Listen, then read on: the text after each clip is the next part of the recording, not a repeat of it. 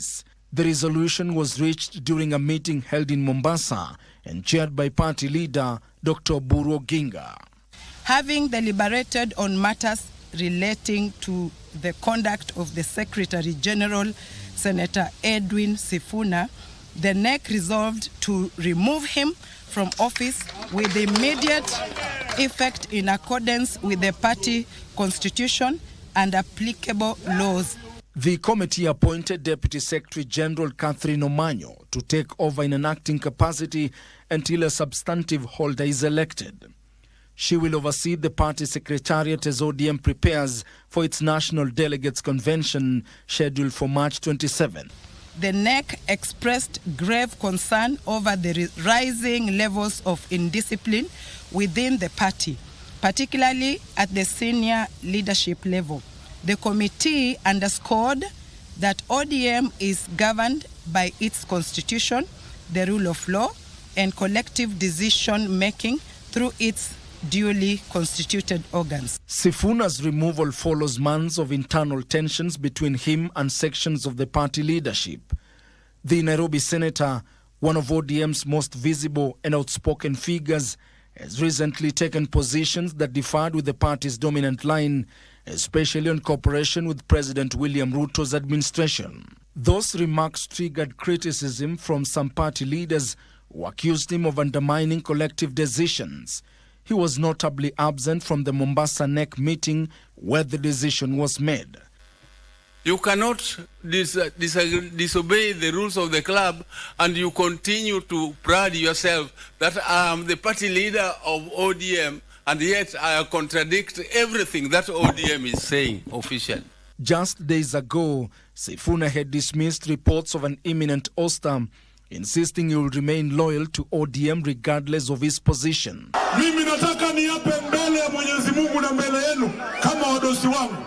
Mahali nimeshikilia sibanduki kwa sababu baba hakulea watu waoga. The NEC meeting also adopted wider political resolutions, including plans to begin the formal process of withdrawing ODM from the Azimio la Umoja One Kenya coalition, citing violations of the coalition agreement by partners. The NEC reviewed recent developments within the Azimio la Umoja One Kenya coalition. It noted with concern that certain erstwhile coalition partners have acted in violation of the deed of agreement that established the coalition. The party has now tasked its leadership with spearheading new coalition negotiations as it reorganizes ahead of the next general election cycle. With the Secretary General's office now under interim leadership and a delegates convention just weeks away, attention shifts on whether the fallout will deepen divisions within ODM or reset the party's internal order ahead of the 2027. Now, Kenyans seeking medical services abroad will have to pay out of their own pockets, even if they contribute to the Social Health Insurance Fund.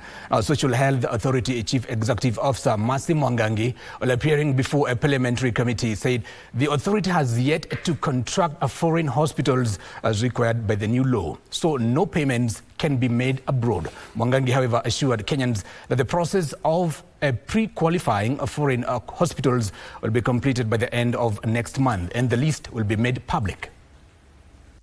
The transition period from the National Health Insurance Fund to the Social Health Authority is proving to be a complex process that is now threatening the lives of Kenyans seeking medical services abroad.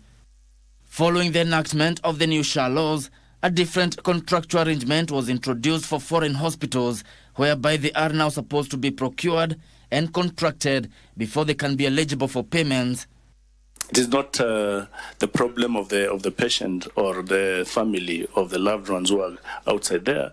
They just fell sick at the point when they're paying their SHA and SHA is not taking care of the bills. NHIF had a different methodology of contracting hospitals abroad.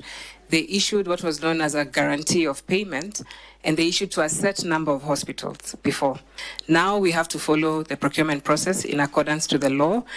Appearing before the National Assembly Public Investments Committee on Social Services, Social Health Authority CEO Mercy Mwangangi said So far, no foreign hospital has been contracted. Hence, Kenyans seeking medical services abroad will for the moment have to settle their bills. SHA can only pay a contracted facility. And so as I stand right now, as SHA stands right now, we have no contracts with any hospital for any management or any treatment in India or in other countries. Mwangangi revealed that Social Health Authority has opened up to all facilities across the globe and not just India. MPs are, however, expressing concerns that the delayed payments to foreign hospitals owed by NHIF, which stand at 146 million shillings, was deterring the hospitals from applying for SHA contracts. The Social Health Authority CEO Mercy Mwangangi has assured members of parliament that the evaluation process for foreign hospitals is ongoing and will be completed by end of this month. Only then Kenyans will be able to access medical services globally. Gisho Kiwashira from Parliament Buildings, Nairobi. Now, the Council of Governors has made good its threat to publicly name senators it accuses of intimidating and attempting to extort county bosses who appear before the Senate's County Public Accounts Committee to respond to audit queries. Now, in a statement, COG singled out 4 senators, CPAK Chairperson Moses Kajwang, Vice Chairperson John Mwaruma, Edwin Sifuna and Samson Cherargei, alleging that they have been notorious for misconduct during oversight sessions. As part of resolutions adopted at the meeting, the governors announced that they will no longer honor summons from the Senate Public Accounts Committee until their concerns are adequately and conclusively addressed.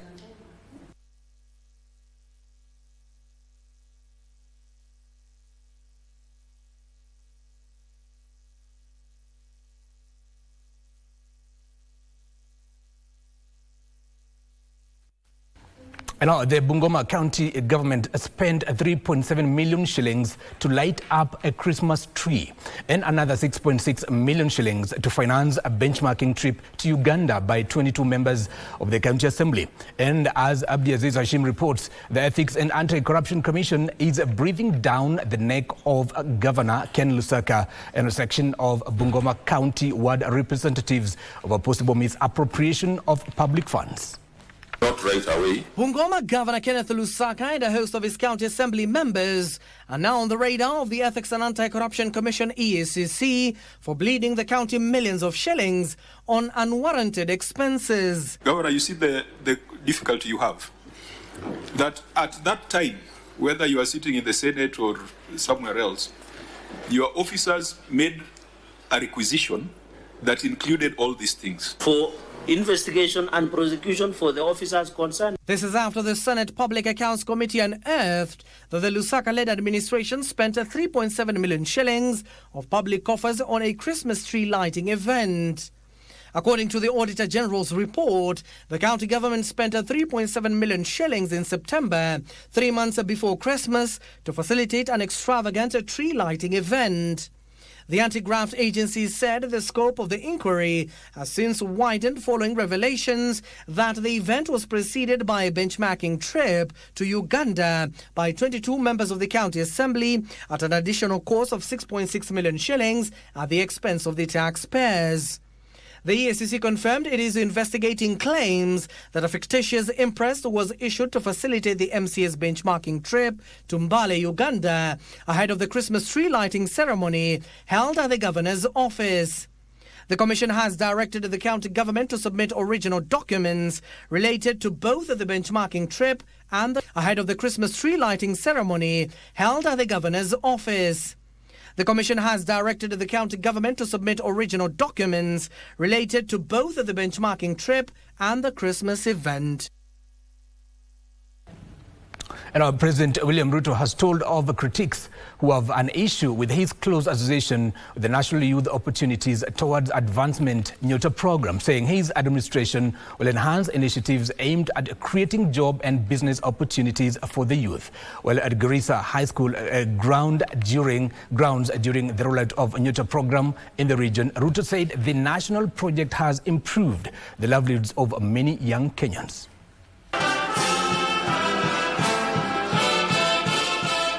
During the Nyota rollout program in Garissa, President William Ruto presided over the disbursement of 63 million shillings in the Nyota Business Startup Capital to 2,520 beneficiaries in the region.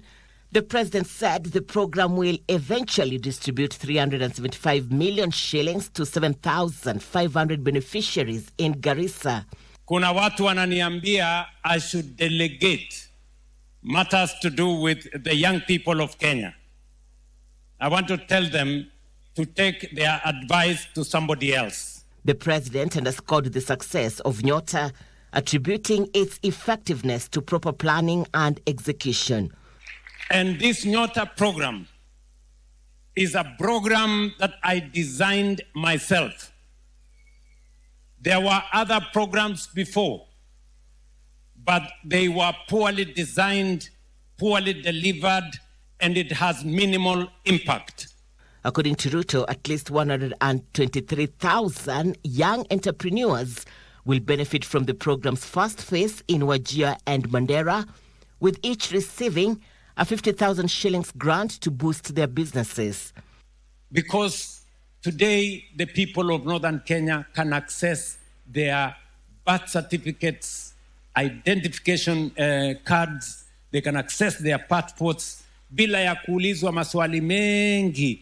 In addition to the Nyota program, the president laid a foundation stone for a multi-million modern tuition block at Garissa University and inspected the Garissa Township Affordable Housing Project, where he announced a 750 million shillings investment in college and university hostels to accommodate over 1,700 students, alongside improved infrastructure projects, notably the 750-kilometer Isiolo-Wajir-Mandera Road and the Lamu-Garissa-Isiolo Highway.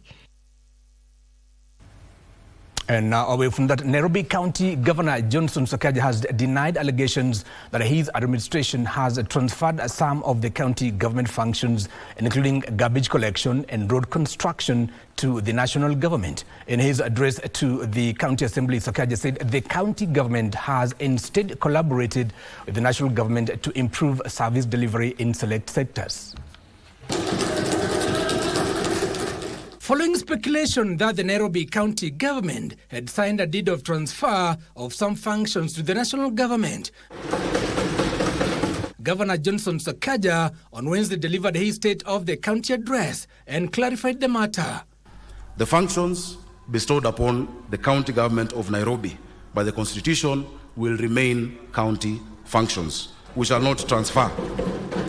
We shall not transfer any functions of the county of Nairobi. Nairobi is not just a county, it is a capital city. So of course collaboration with the national government is inevitable. In fact, it is encouraged. Sakaja adding that such a move would be a betrayal of the city residents. I honor the mandate given to me by the people of Nairobi. They entrusted me with the constitutional powers to transform this city. I will not betray that trust. The functions alleged to have been transferred to the national government are garbage collection, road construction, public works, and water supply. The Nairobi County boss, however, confirmed an existing agreement with the national government. We are pursuing procedures using the Urban Areas and Cities Act that talk about the capital city to enhance support in infrastructure, but the city will continue to be governed as a county government. Maintaining that Nairobi's core functions will remain firmly under the county's control, Sakaja blamed the defunct Nairobi Metropolitan Services for the 16 billion shillings worth of pending bills. This governor, Sakaja Arthur Johnson, shall never go in that direction. And now to the scales of justice. The missing security analyst Mwenda Mbejiwe Njoka's mother wept in court yesterday, citing frustrations in finding the whereabouts of her son since his disappearance in June 2021. Jane Gaturi told trial judge Martin Muya that the investigating agencies were neither cooperating with her nor communicating the progress in their investigations. And as Ruth Mwamboi reports, the judge has summoned the owner of the car that Mbejiwe was driving before before he was hijacked, terming him a crucial witness.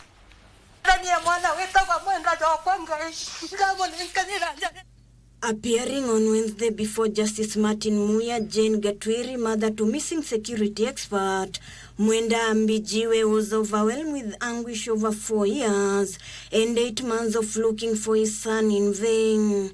He was a future person in this country, so by saying Bijewa cannot be available, it hurts me. The proceedings had to be paused briefly, and when she recollected herself, if that file can be brought to this court, even the court can relax because they will have evidence what happened to my son Mwenda Bijewe. She produced photographs showing his son's interaction with high-ranking individuals, wondering how a person of that caliber could disappear without a trace. The court has summoned Edward Maina Macharia, whose Kambijiwe used before he disappeared at Roysambu area while on his way to Meru in June 2021 to give his testimony. Socialite Scarlett Wau's murder inquest had on Wednesday that several personal items believed to belong to her were recovered from the crime scene, the Papino A&B rental. Any report, any graphics, any whatever pictures showing how the deceased not happened. There's no reports, Your Honor. The investigating officer Alex Chokera, who is the last to testify, told Justice Alexander Mutete that the house had been booked by the prime suspect John Matara. To my investigation, the accused person was the last person to be seen with the deceased. Chokera broke down in tears as he explained the status of Wahu's body that was lying in a pool of blood. According to investigation by the detectives, it remains a mystery on who locked the Y32 door room from inside at Papino restaurant, where the duo spent close to 2 hours. Ruth Wamboi reporting from Ilimani's Criminal Division. Now, a section of traders in Nakuru County has petitioned the Senate to shelve the tobacco bill to allow for greater public participation. They expressed concerns that the proposed statute, if passed in its current form, may abet the illicit trade of tobacco in the country. These and other stories making our county roundup. No flavors, no tobacco, please. The Tobacco Control Amendment Bill 2024, currently before the Senate, seeks to ban flavored vapes and nicotine pouches while imposing additional restriction on other tobacco products. Through its spokesman Boniface Gachoka, the Bar Hotels and Liquor Traders Association argues that banning flavors will expose Kenyans to illicit and unregulated products. Hii sheria ambayo tunaletewa ya Tobacco Amendment Bill, the best thing ambayo itatusaidia ni increase illicit trade further. We are the people who are closer to the consumers. So sisi ndio tunajua maoni ambayo consumers wametoa. Elsewhere in Kisii County, participants at a public forum convened by the National Assembly's Departmental Committee on Finance and National Planning expressed apprehension over the government's move on the sale of Safaricom shares, citing uncertainty in the prudent utilization of the proceeds amid rampant graft allegations. Kenyans are really suffering because of corruption. It's a good idea, yes, but I don't think the implementation will take place. Separately, police in Mombasa County have assured the Muslim community of enhanced security during the holy month of Ramadan amid concerns over juvenile gang attacks in the region. We shall deal with terrorists with the full force it deserves. Meanwhile, the family of the late Mau Mau freedom fighter General Kiambati Wanjora has appealed to the government to officially recognize his role in Kenya's independence struggle and accord him a dignified send-off. We have been appealing through writing and even calls, visitations, and give us some hope that our dad is also recognizable. And as a way of sensitizing people on the bad effects of drugs and substance abuse, Frederick Ochieng has embarked on a cycling journey from Moyale border to Busia that he hopes to conclude on the 3rd of March. ili nipate kupitia kaunti 14 nipate kuhamasisha, hata kama sitaokoa wote, bali nitaokoa percent kidogo ambaye inaweza kuokoa taifa letu baadaye. Now, distribution of the subsidized fertilizer has kicked off with areas that have started receiving grains being prioritized. Agriculture Principal Secretary Paul Rono says 8 million bags of the subsidized fertilizer is being distributed during this long rains season. Agriculture Principal Secretary Paul Rono was in Athi River, Machakos County to flag off a batch of the subsidized fertilizer to Western Kenya and the Rift Valley region. The fertilizer is being distributed in batches. The fertilizers we have acquired this time are crop-specific, they are region-specific, and soil-specific, and they meet the necessary quality standard. We have tried to improve to have the fertilizer ready before the rains settle, so that farmers can pick and keep the fertilizer to avoid the long queues. Rono says Kenya Railways is increasing cargo trains to the targeted regions to fast-track the distribution of the farm input and ensure farmers are well equipped for the planting season. We have close to 200 young people every day which are loading and offloading fertilizers. This train that we see, it is carrying 648 tons of fertilizer. It is not only we are delivering fertilizer, we are delivering quality fertilizer. He meanwhile says maize stocks held by farmers and millers are enough to supply consumers over the next 6 months.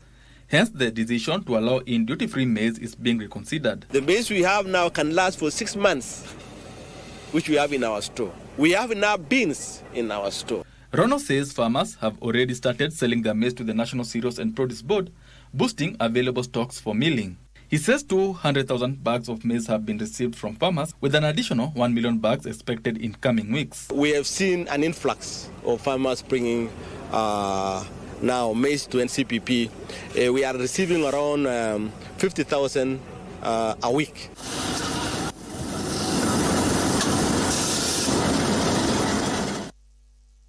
Now, the Central Bank of Kenya expects inflation to remain stable in coming months, even as concerns emerge over possible food price pressures due to dry weather patterns in parts of the country. Central Bank Governor Dr. Kamau Duge says the current weather pattern is likely to push up prices for fresh produce such as vegetables, onions and tomatoes, but the impact will be mitigated by irrigation.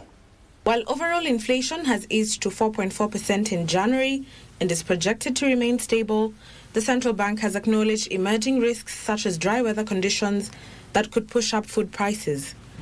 We are doing it in a measured way, but without undoing the achievements that we have on the stability of the inflation, as well as the exchange rate.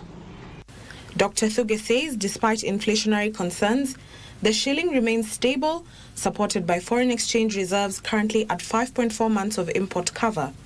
The regulator also revealed plans to explore gold as an additional buffer to strengthen the foreign exchange reserves. We anticipate going into the purchase of gold as an extra buffer. This is something that we have indicated before. It is one of ways of diversifying our holding of reserves, and as I've said in the past, it is something that we are actively looking at. However, concerns remain over the slow transmission of monetary policy, with some banks yet to fully implement the previous central bank rate cuts. This is exactly what we have been trying to do by introducing this new risk-based credit pricing model, which is to ensure that all the banks have a common reference rate, and that reference rate is linked to the policy rate, the CBR, so that when we lower the CBR, there is also a proportionate or even a one-for-one reduction in interest rates. Now, the National Police Service has announced major traffic disruptions ahead of this weekend's World Rugby Sevens Division 2 tournament at Nyayo Stadium in Nairobi. Motorists have been advised to plan ahead as thousands of fans are expected to attend the two-day event. Motorists using a road around Nyayo Stadium should brace for significant traffic changes during the World Rugby Sevens Division 2 tournament. According to the Nairobi traffic base, Hairondrom Road will be completely closed to motorists throughout the event.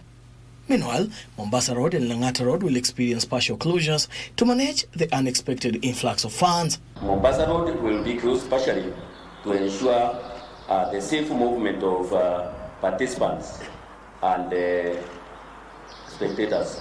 It's us continuing the journey we've been on with the teams, with the rugby union, and also our support to the local creator supportive economy. There will also be no parking allowed at Nyayo Stadium. Fans attending the tournament have been advised to make alternative transport arrangements, including identifying parking spaces away from the venue. So we have our KBC who will be relaying these events live. So if you don't make it, there has been arrangement through KBC. You can watch it at your convenient place. On the security front, the National Police Service says it has put in place comprehensive measures to guarantee safety during the two-day completion. Let the fans be assured the Fourth Estate just asked the guys, those without tickets, not to come and interfere in the program, but let them be assured that already everything is taken care of and deployment is fully in place. Kenya becomes the only second African nation after South Africa to host the World Rugby Second Tier Series tournament. And that's where we end the news on Good Morning Kenya. But next is Entertainment Thursday, coming with Mike Migui and Vivian Degwa. My name is Givas Minor. We take a break before we come back.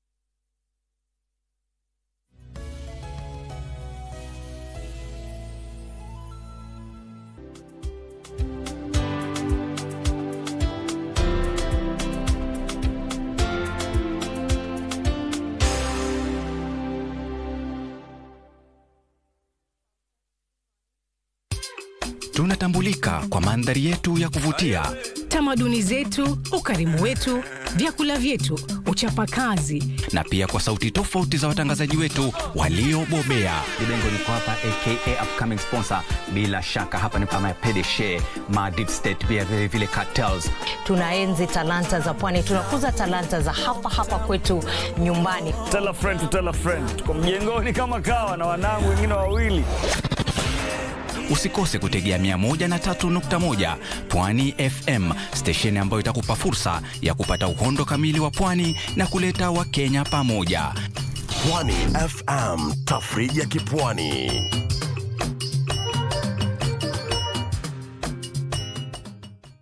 Jinsi ambavyo binadamu anahitaji lishe bora kwa ajili ya kukua vizuri, basi ndio hivyo kwa mifugo wako. Wanahitaji chakula bora, sio tu chakula. Wiki hii kwenye Mkulima tunaangazia Junkao, lishe kwa ng'ombe wako. Hii nyasi inakuliwa na wanyama wote.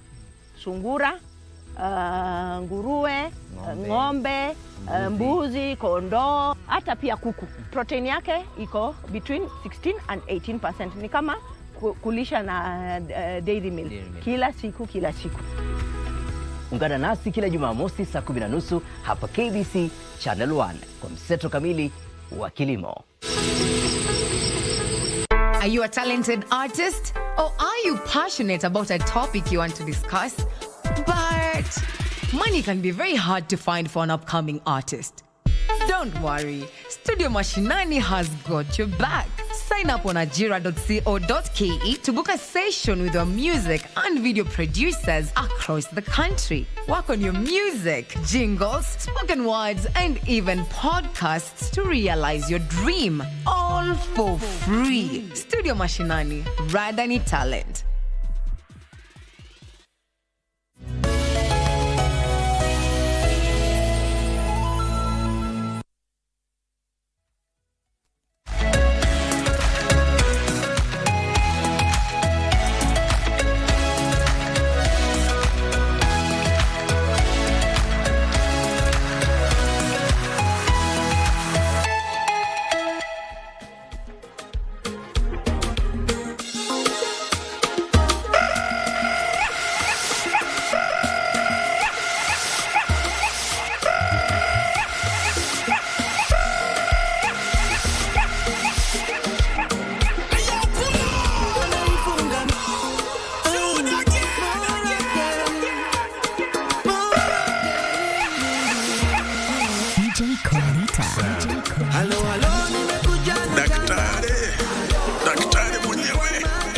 Chuna hiyo.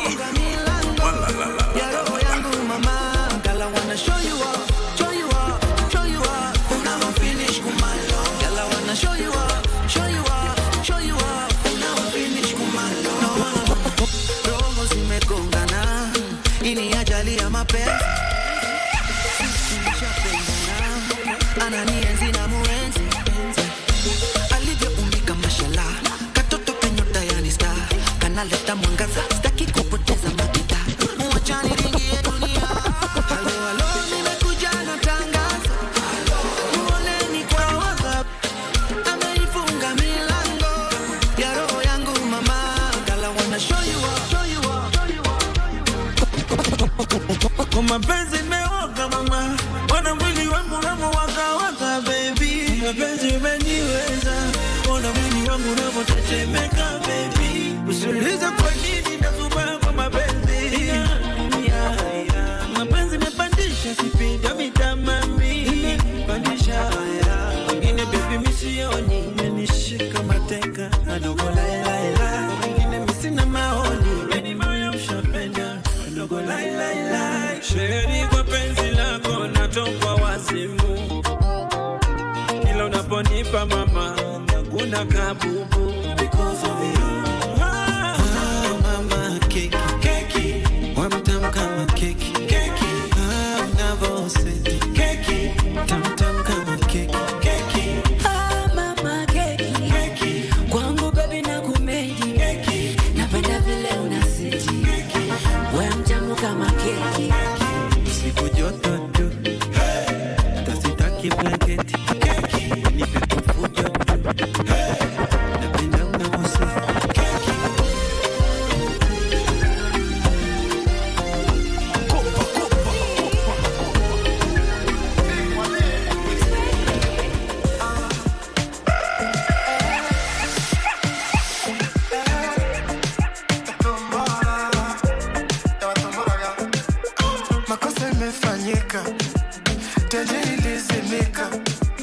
After zianze kushika kwa basha kimataifa.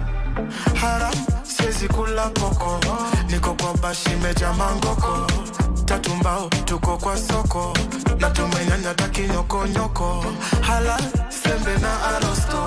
Napenda bashi meja mangoko. Tatu mbao tuko kwa soko. Na tumenyanya taki nyoko.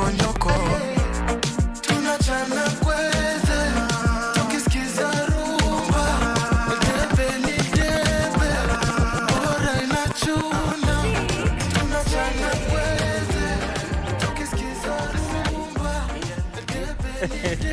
As is the norm right here on Good Morning Kenya. It's Thursday, which is the new Friday, right here on KBC Channel 1. You're watching Good Morning Kenya. Welcome to Entertainment Thursday. My name is Mike. Maybe a perfect way to start your morning.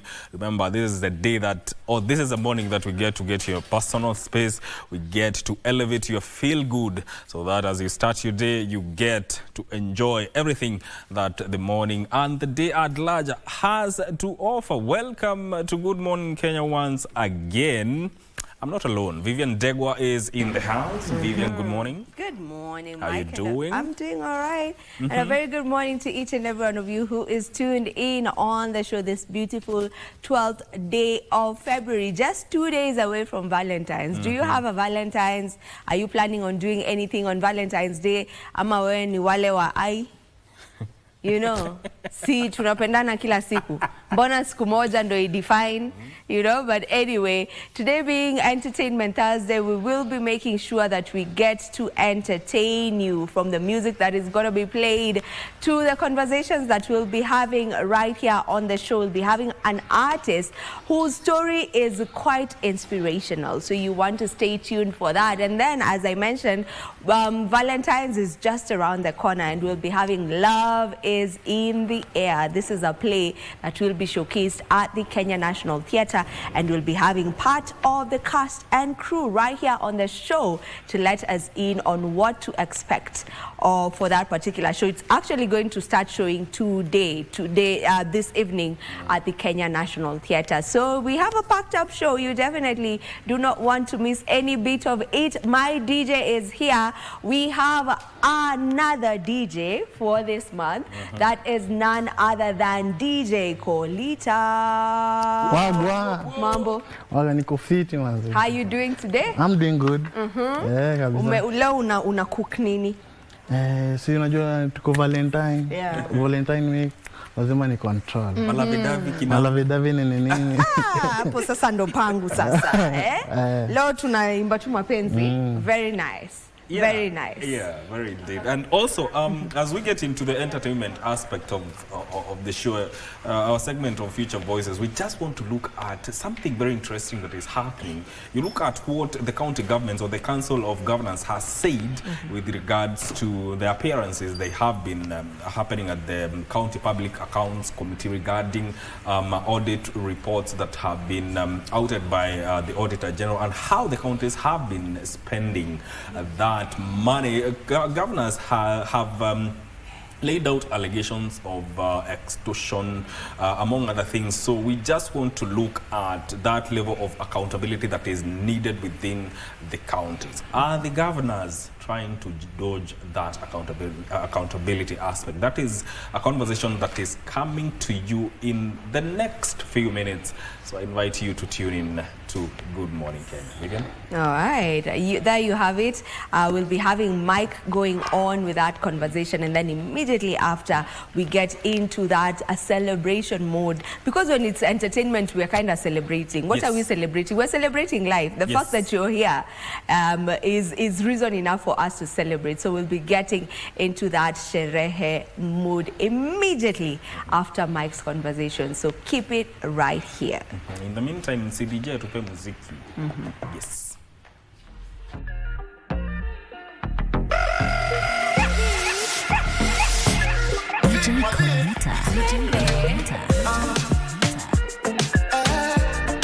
Let's go!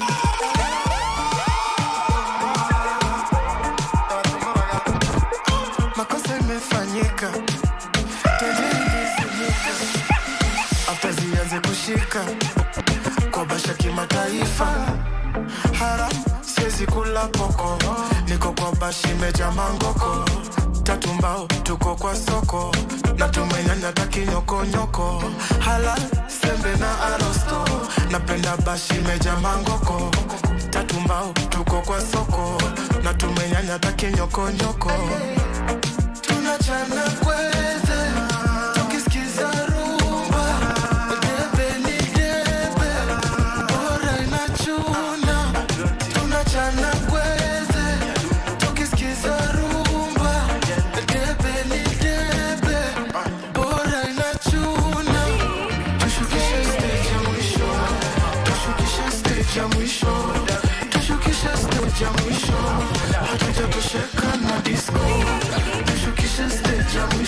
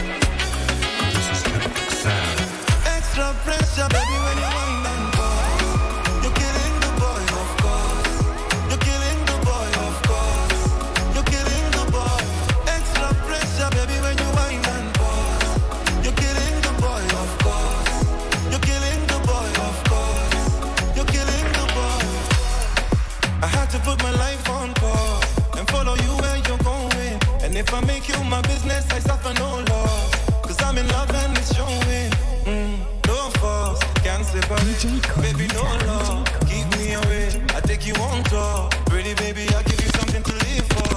My girl, extra pressure, baby, when you wind and pause. You're killing the boy, of course. You're killing the boy, of course. You're killing the boy. Extra pressure, baby, when you wind and pause. You're killing the boy, of course. The girl who stood by my side, I want to have you all the days of my life. Siku ya kwanza ma uliamua kunipenda. Kunipia Oliver music again. Let's go! Love is a beautiful thing created by God. The girl who stood by my side, I want to have you all the days of my life. Siku ya kwanza ma uliamua kunipenda. Mimi pia wako, nimeamua kukufemu. Siku ya kwanza mama, ukamua utonilenga. Mimi pia wako, nikasema sitakulenga. I wanna have you baby, let me touch you baby. I wanna hold you sherry, you're my blessing. Let me have you baby, let me touch you baby. I wanna hold you sherry, you're my blessing. I love you, I love you, I love you, I love you baby. You are one in a million. I love you, I love you, I love you, I love you sherry. You are one in a million. I love you, I love you, I love you, I love you forever. In a million. I love you, I love you, I love you, I love you forever. You are one in a million. Baby, come to the come to the come to the.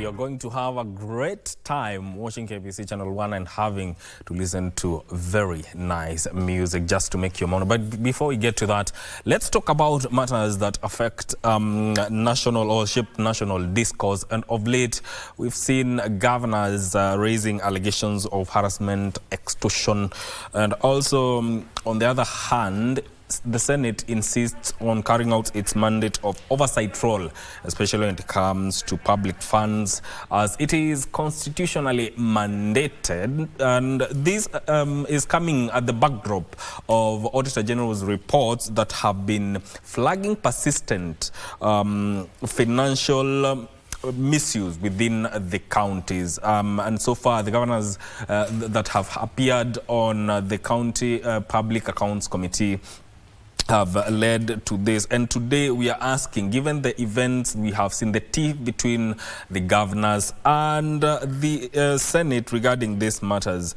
a question is, are governors dodging accountability when it comes to how public funds within the counties are used? And joining me for that conversation is Imran Abdirahman Mohammed, who is a youth leader. Welcome to Good Morning Kenya. Good morning, Mike, and good morning, Kenyans. Yes. I'm happy to join you today. Yes. And happy late birthday. Yes, to you. Thank you. You know, it's been a minute since you were here, but let's get into it, into the conversation. You look at what is happening. Yes. The tiff between governors and the Senate, especially the County Public Accounts Committee, and saying that there have been allegations of harassment and extortion. First of all, what do you make of that and those allegations? Do they need to be investigated? Mike, that's a very good question. And I like your headline for today's discussion, that devolution is indeed on trial. And as we know it, corruption is a double-edged sword. Sometimes it is with you, sometimes it will slay you. Yeah. So I think what is happening right now between the Senate and governors, for that matter, is really something good that Kenyans are supposed to see and learn from. So I think there were allegations all around, Parliament being solicited by either the government of the day or, political wheeler dealers to get their way around laws and what they want. And that has always been some hypothetical stories in Parliament. But now for governors to come out and actually say that we are being extorted, and senators to say that they are running and avoiding accountability, is really a timely conversation, for the general or the greater good of the public. Yes. So I think, to be honest with you, this has been something in discussion over time, but the reality of the matter is these things are there. We know that during the impeachment of the former deputy president, there was that allegation that members of parliament were bribed heavily to oust the former deputy president Rigathi Gachagua. Yes. And some of them have come forth, some of the members have come forth that they have been approached and people were attempting to bribe them. And now, the last 2 days we are getting all these stories from the governors themselves. I think it is a double-sided story, but the truth of the matter is corruption is there. It's a national discussion that we should have. Yes. Do you think, when you look at the devolution architecture from a perspective of accountability, is it failing? Absolutely. I mean, I am for the idea that devolution was meant to develop the country. Yes. And it was actually engineered for the greater good of the country. But to what extent is that progress happening uko mashinani? And I think a great deal of devolution works for those who have found themselves in the positions of authority, especially at the county government, because much of these resources are actually in questions, how they're used, how they're spent, and how they end up in the pockets of those who are supposed to manage these public funds for the greater good of the people and for the counties at the grassroots level. So I think, as much as I am a firm believer and strong defender of devolution and the gains it has made so far, especially in localizing resources, I am also very firm in speaking about how much of these resources are not actually helping the people, but going into the pockets of those who are managing them. Now, we've seen the reports by the Auditor General flagging out misuse of public funds. And governors, on the other hand, have come to defend themselves. From your perspective, because we've seen questions, very valid questions being asked about how funds are being used, but then again, from your own perspective, you're looking at the governors, are they dodging accountability?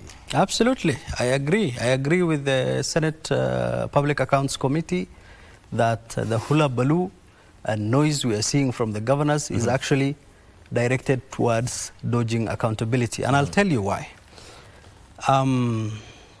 The questions the Senate is asking are questions posed by the Auditor General. It is not questions engineered in Senate. It is not something of their own making, but actually they are grilling the governors. They are questioning the governors on areas where the Auditor General has concerns and reservations against the use of public funds. So I think for governors to actually come out and demonize the Senate for their role is really a political tug of war. And it is actually supposed to create some noise and question the credibility of the Senate. But that is just sideshows. I want to just confirm that on my way to the studio, I've had a few conversations with members of the public, and they told me the Senate Public Accounts Committee is the only working committee in National Assembly and Senate, which is, that's the only committee that is doing what it's supposed to do. And we really congratulate them. We stand with them.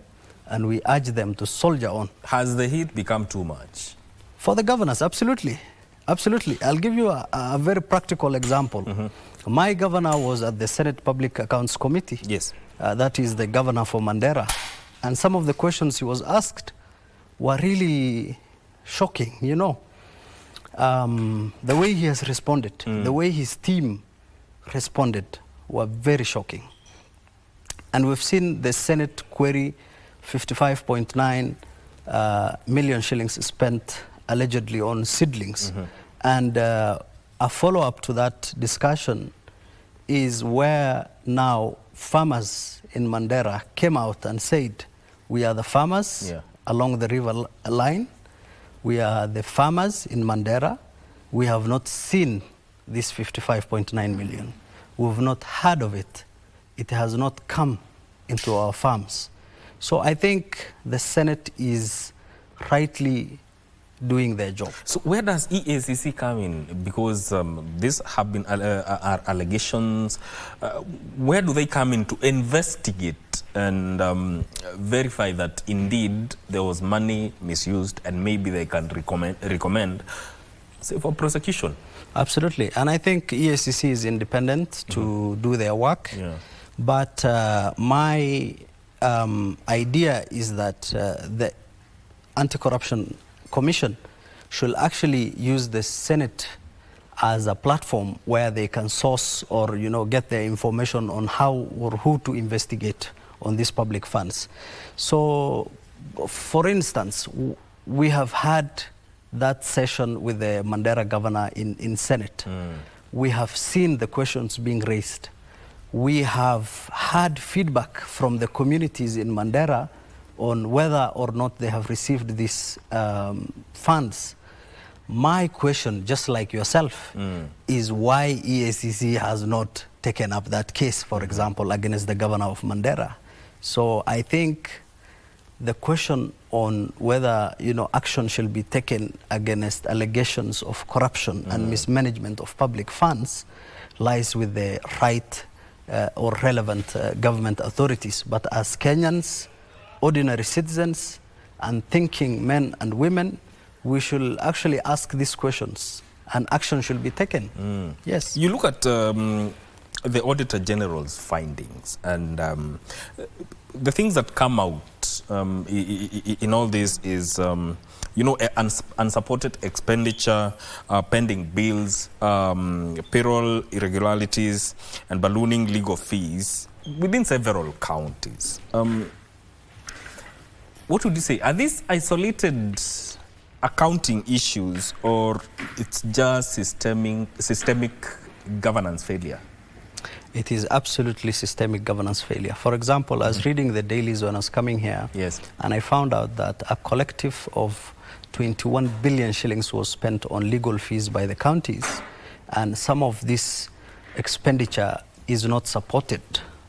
And you'll ask yourself, as much as we are fighting the national government and asking them to increase the allocations to the counties, take resources to the counties, are these resources actually being utilized for the purposes they are meant for?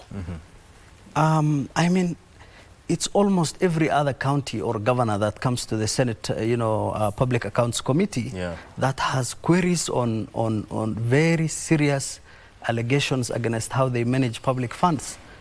And you'll ask yourself, should we really continue with the fight for more resources being allocated to the counties when we cannot account for already what is being given to the counties? So I think there is a systemic, governance failure at the county level.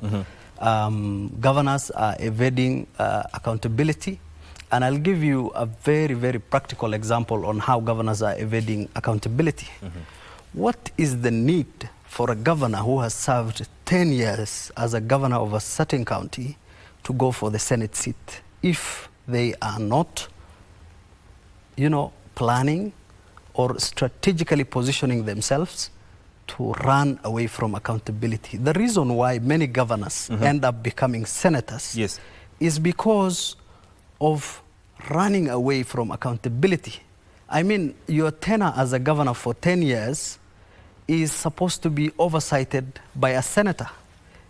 If you put yourself or you force your way in as a senator, who then is supposed to account and hold oversight, roles over what you've been doing for the last 10 years?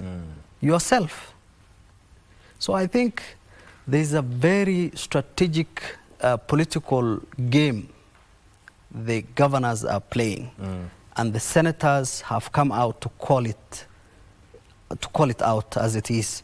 And I think that's why many governors are now putting a lot of pressure on the senators. What do you think of those appearances on that committee? Is it what you would say? Is the whole idea on providing clarity on the issues that have been raised? Mike, you must understand that these questions were raised by the Auditor General, most of them. The reservations, the areas where the Auditor General feels that things have not been clear, the areas where the Auditor General feels that supporting documents have not been provided, the areas where the Auditor General feels like there are questions. These are the questions the Senate amplifies, the committee asks based on the report and the findings of the Auditor General. So to be honest, the Senate is not coming up with their own things. And you know that these committee sessions are televised, they are live. Yes. We understand what happens there. So for governors to allege that they are being mistreated by the Public Accounts Committee is completely a political decoy from, accountability. When you look at those audit queries, say they remain unresolved for some time, does that point to weakness in what you would say is national oversight process? Would that be a weakness? I hear you. But, the Senate Public Accounts Committee is doing what they're supposed to do. We are not seeing a failure on their end. They are rightfully discharging their mandate, and they're grilling these governors to the point that now they want to vilify them because of discharging their constitutional responsibility. So I think the issue on why this is happening is because the Senate is doing what they're supposed to do, and the governors are the ones actually playing political games to run away from the public getting to understand these issues. Like, for example, if they continue grilling the governors in this manner, you've seen that funny allegations are coming up and how resources are being spent. Yes. So I think the governors are losing ground based on their mismanagement of public resources. They are losing ground based on their failure to answer and respond on serious questions asked by the committee. They are failing and losing ground based on how they are mismanaging public resources. And I think they are fighting back. And as you know it, corruption always fights back. You look at what is happening, what has been raised by the Auditor General regarding finances within the counties. Say, for instance, we have such incidences going forward. Should there be stricter sanctions for repeat audit qualifications, especially when it comes to those counties? And how do you think that would look like? What we just want as ordinary Kenyans and people of goodwill is for the investigating commissions to take up most of these cases or allegations Senate is raising.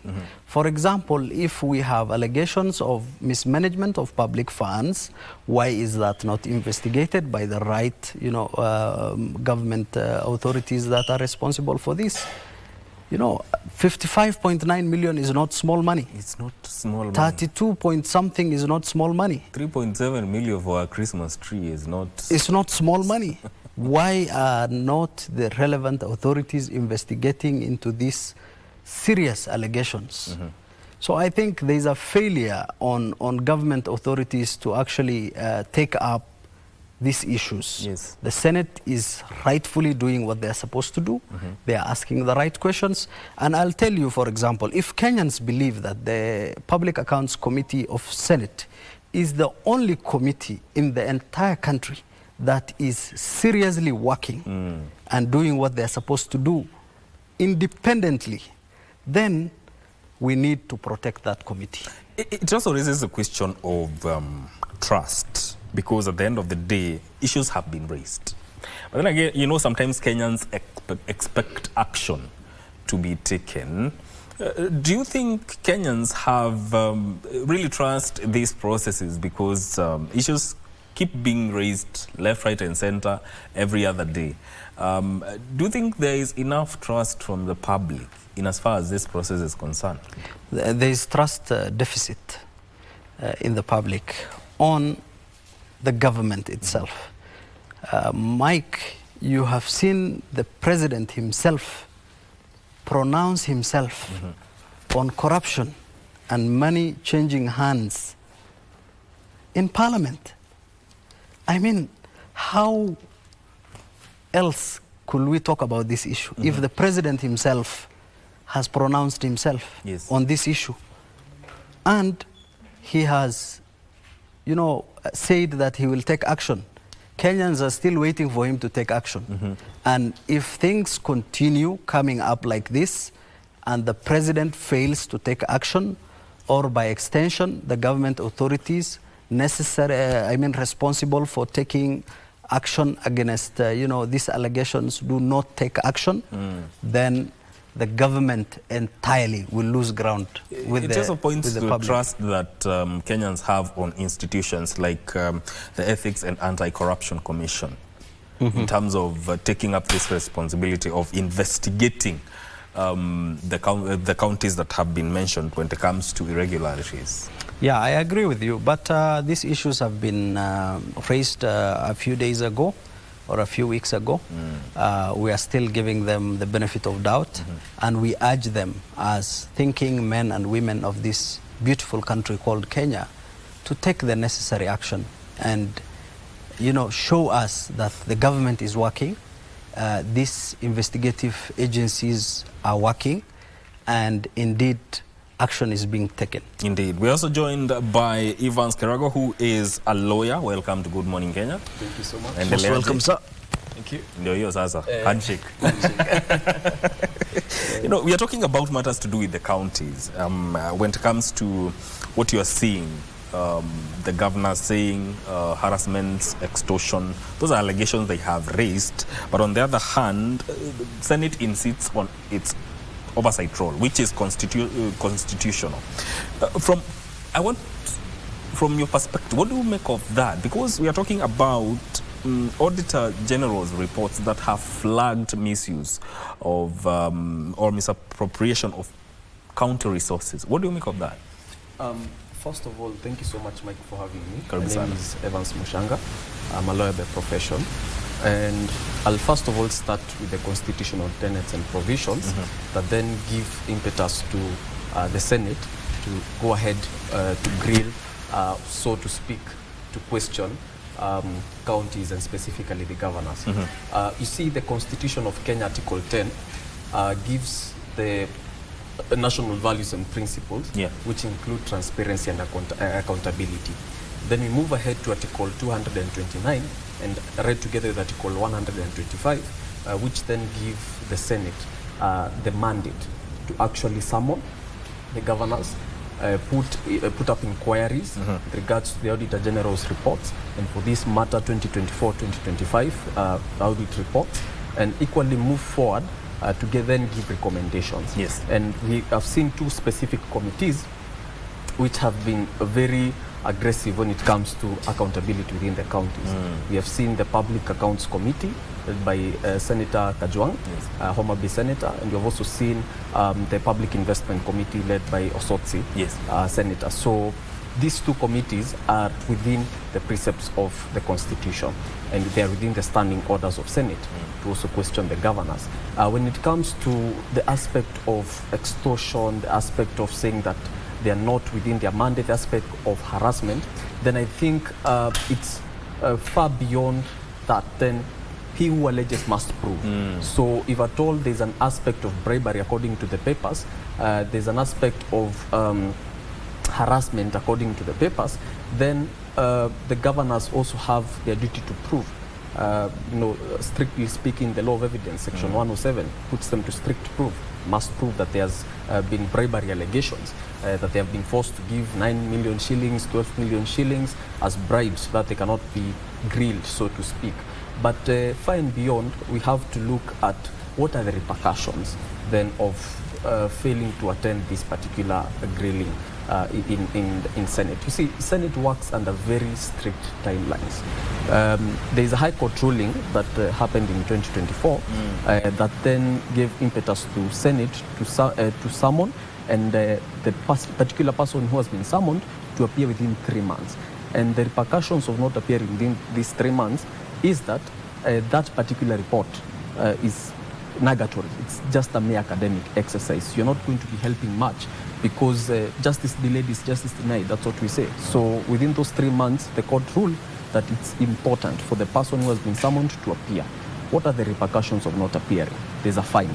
And that's what I've seen most governors actually opting for. And you've seen, for example, in the recent past, Governor for Nairobi, Honorable Sakaja, actually failing to attend several Senate summons or committees and paying the 500,000 shillings as fine.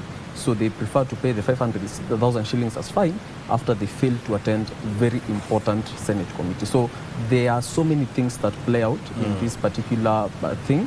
But I think for the governor's side, they must prove. If at all there has been aspects of bribery, they must also prove. Is this process being politicized? Well, I think, of course, the disadvantage with our current system is that politics infiltrates legal processes. That's always the biggest problem.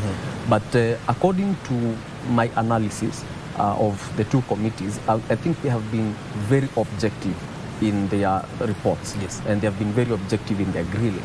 You'll see that when they are asking questions, they're not asking questions just out of emotions.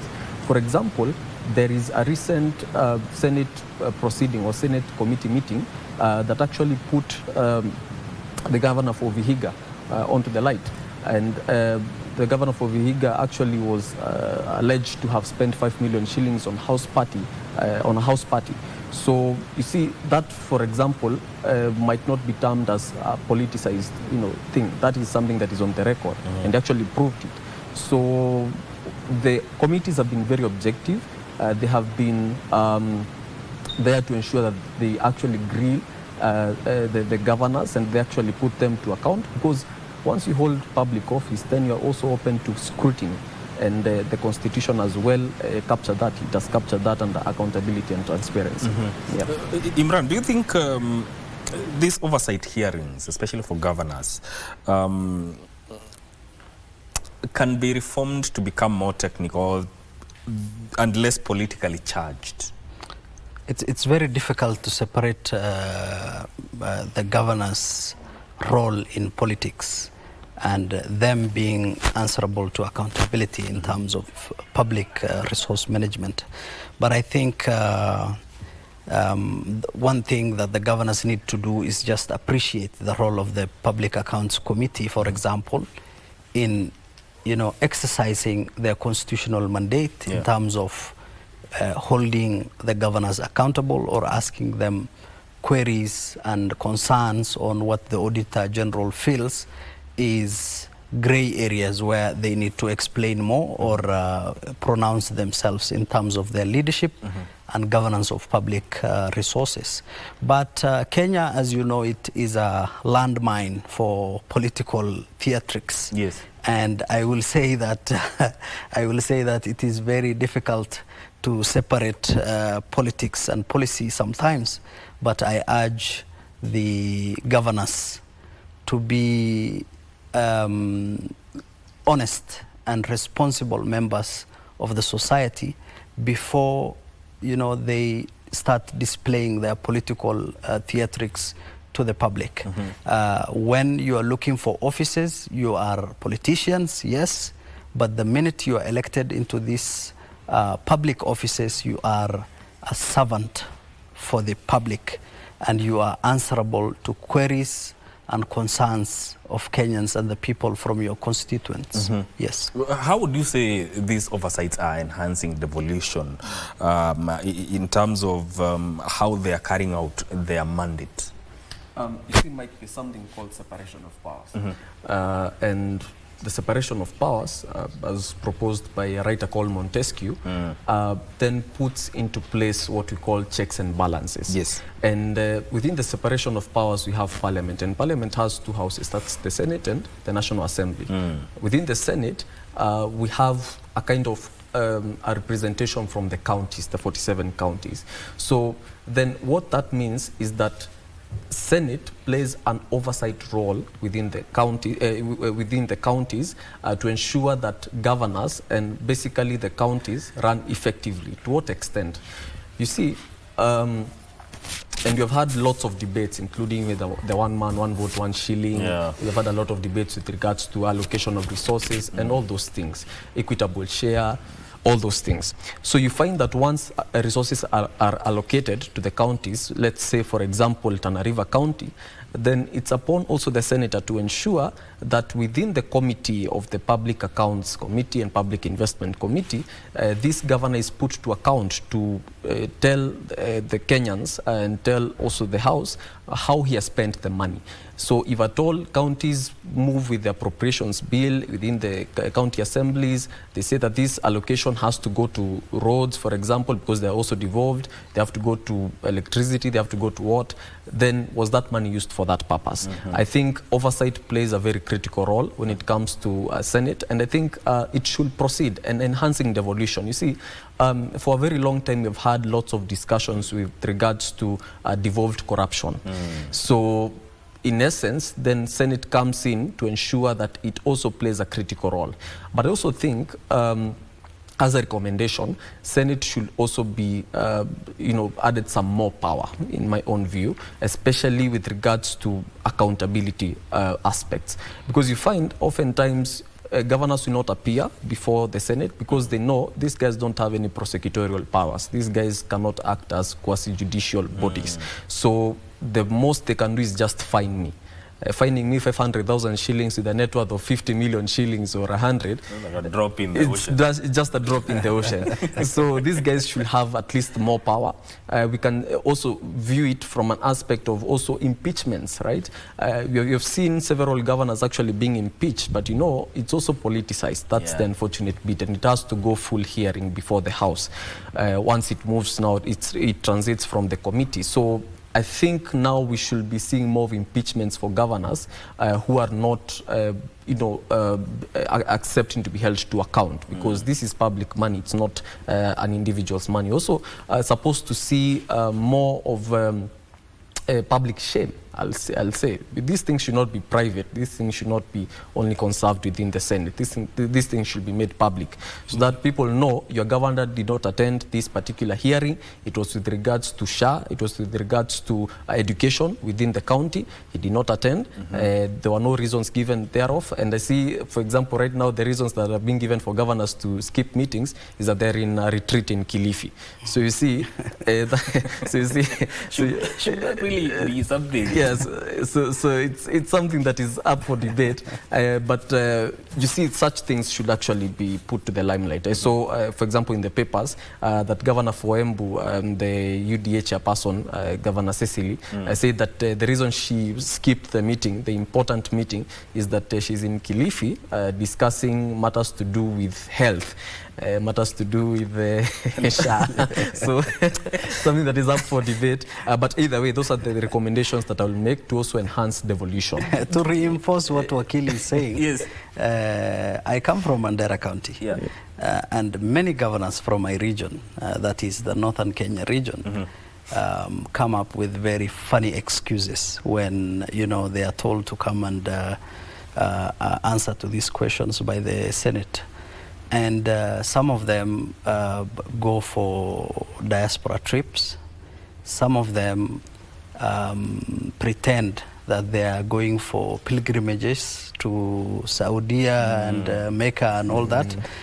Some of them continue, raising security tensions within the counties so that they feel like they are attending to more urgent and more, serious issues than coming and answering questions at the Senate. So I think this issue of, pushing governors to actually appear, or the law being reinforced to make sure that governors take the Senate and particularly the Public Accounts Committee seriously, is really an area where we need to improve as a country. Would you think, as Wakili said, impeachment in that regard would work? Do you think impeachment, say allegations have been raised, they have been proved, would it work? I mean, impeachment is a political process, according to me. And before we get to even impeachment, what is the law doing about this? Exactly. What are the authorities doing about this? For example, we have governors who have been convicted of crimes on public funds management. We have governors who've been, sentenced on the management of public funds, for example. And we have others who don't even get investigated after serious allegations. Why will somebody like Ferdinand Waititu be in jail, and when the Senate Public Accounts Committee raises questions about somebody like the governor of Mandera County or any other county, for example, authorities don't investigate. Authorities don't look into this issue. That is why we need to ask, as ordinary Kenyans, are we applying the law selectively? Or is there something we don't understand? Because you are convicting and arresting and jailing governors for mismanagement of public funds, and you are not investigating others. What is the problem? Why? These are the questions ordinary Kenyans are asking. And we will not be scared or cowed in asking these questions, because we believe we are the right voices of the people and we speak for the people. We represent the people in our own ways.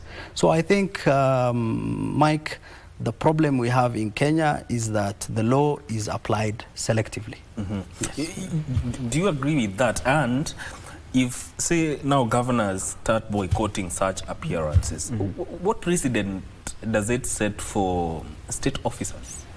Well, I agree with my colleague that the law is applied selectively in this country, and that's the most unfortunate bit, because you find that, for example, and if you read through even the judgment that was there in the Waititu case, you find that there were grave allegations against him, of even money laundering, forming companies in the name of his family members and all those things. So we have seen a lot of that being replicated by several county governors, but the most that happens is them saying it's just political witch hunt.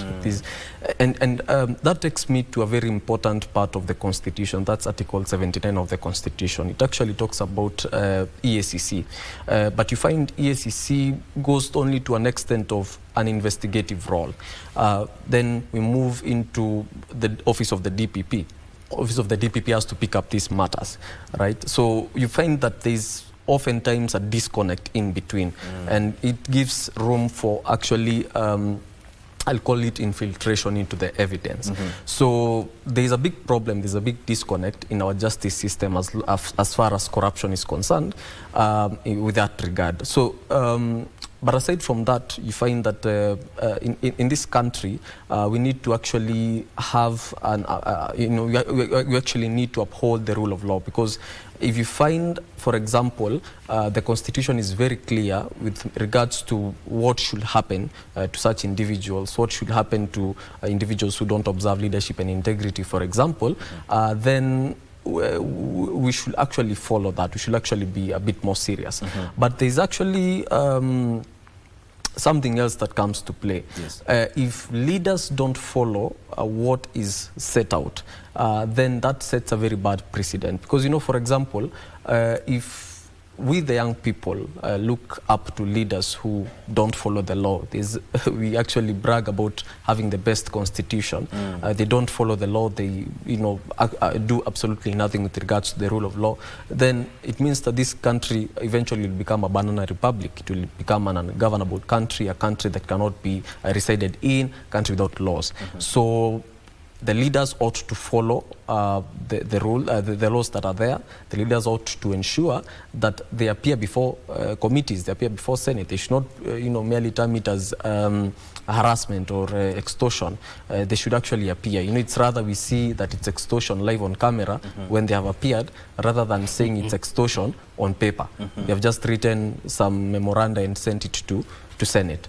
But there's also something else with regards to, and I'd forgotten it, there's something else with regards to summons. Yes. You see, Senate is actually given power by an act we call the Powers and Privileges Act of the Senate, I think section 18 and 3 thereabout. It gives Senate that particular power. So, and also with respect to even the National Assembly, because you also see that these things are intertwined. National Assembly summoning even the CSAs and what have you. So these laws are there, so we have to appreciate what is there and ensure that the leaders actually follow these laws. Indeed, indeed. That is a very interesting point, and we are going to continue with this conversation after this very short break. Stay with us.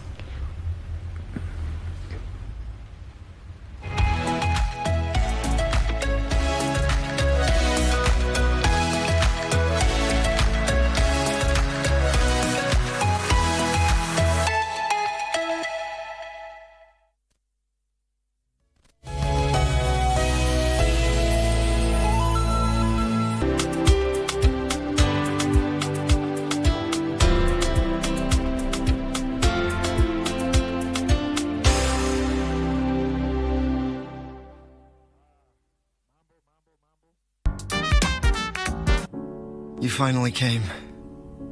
Don't be like me. You're doing well here. What? You still mad at me? When I was young, my temper was worse than any you've ever seen. I'd rather get roughed up than let someone talk down to me. Can control my emotions. I once truly did like you, and now I truly dislike you. Don't be so pompous. You really do mean nothing to me at all. Tumaini hawezi kukubali mtoto asiyekuwa wake, na ndio maana nakuhitaji. Hapo awali mimi nilimjua mke wangu, lakini nimempoteza. Mimi sitaki mtoto kwa baba yako. Wasikia? Na kama watakuwa wakili wangu mwanamke wakili wako, atafanya hivyo. Niondokee, utashanga sasa hivi. Hii si nyumba yako, useli kunifukuza. Sasa. Nini? Tinga.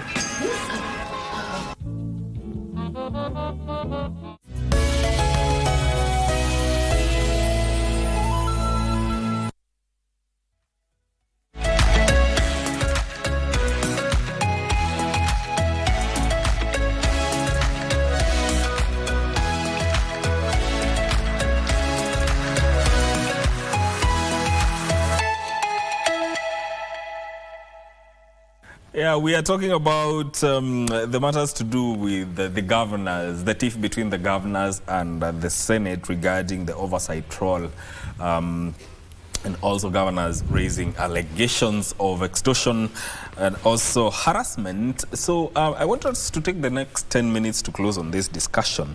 So when you look at how these processes have been handled, Wakili, over time, it's not the first time they are happening. But then again, we do not have really have a conclusive ending to it. Yes. Where institutions have taken up what has been discussed and unearthed by the Auditor General, investigating, and even we do not really see arrests and prosecutions. Why is that? Historically speaking, and this is what has been observed over time, people who really occupy two offices specifically, the office of EACC, right, chairperson EACC, and the chairperson of this other commission, sorry, I'm forgetting it. Those two particular commissions have actually had chairpersons who have resigned midway because of the pressure that is in there. Because now you find once you are given that particular role to now pick up and unearth whatever has been given by the Auditor General, that's the second office I was forgetting.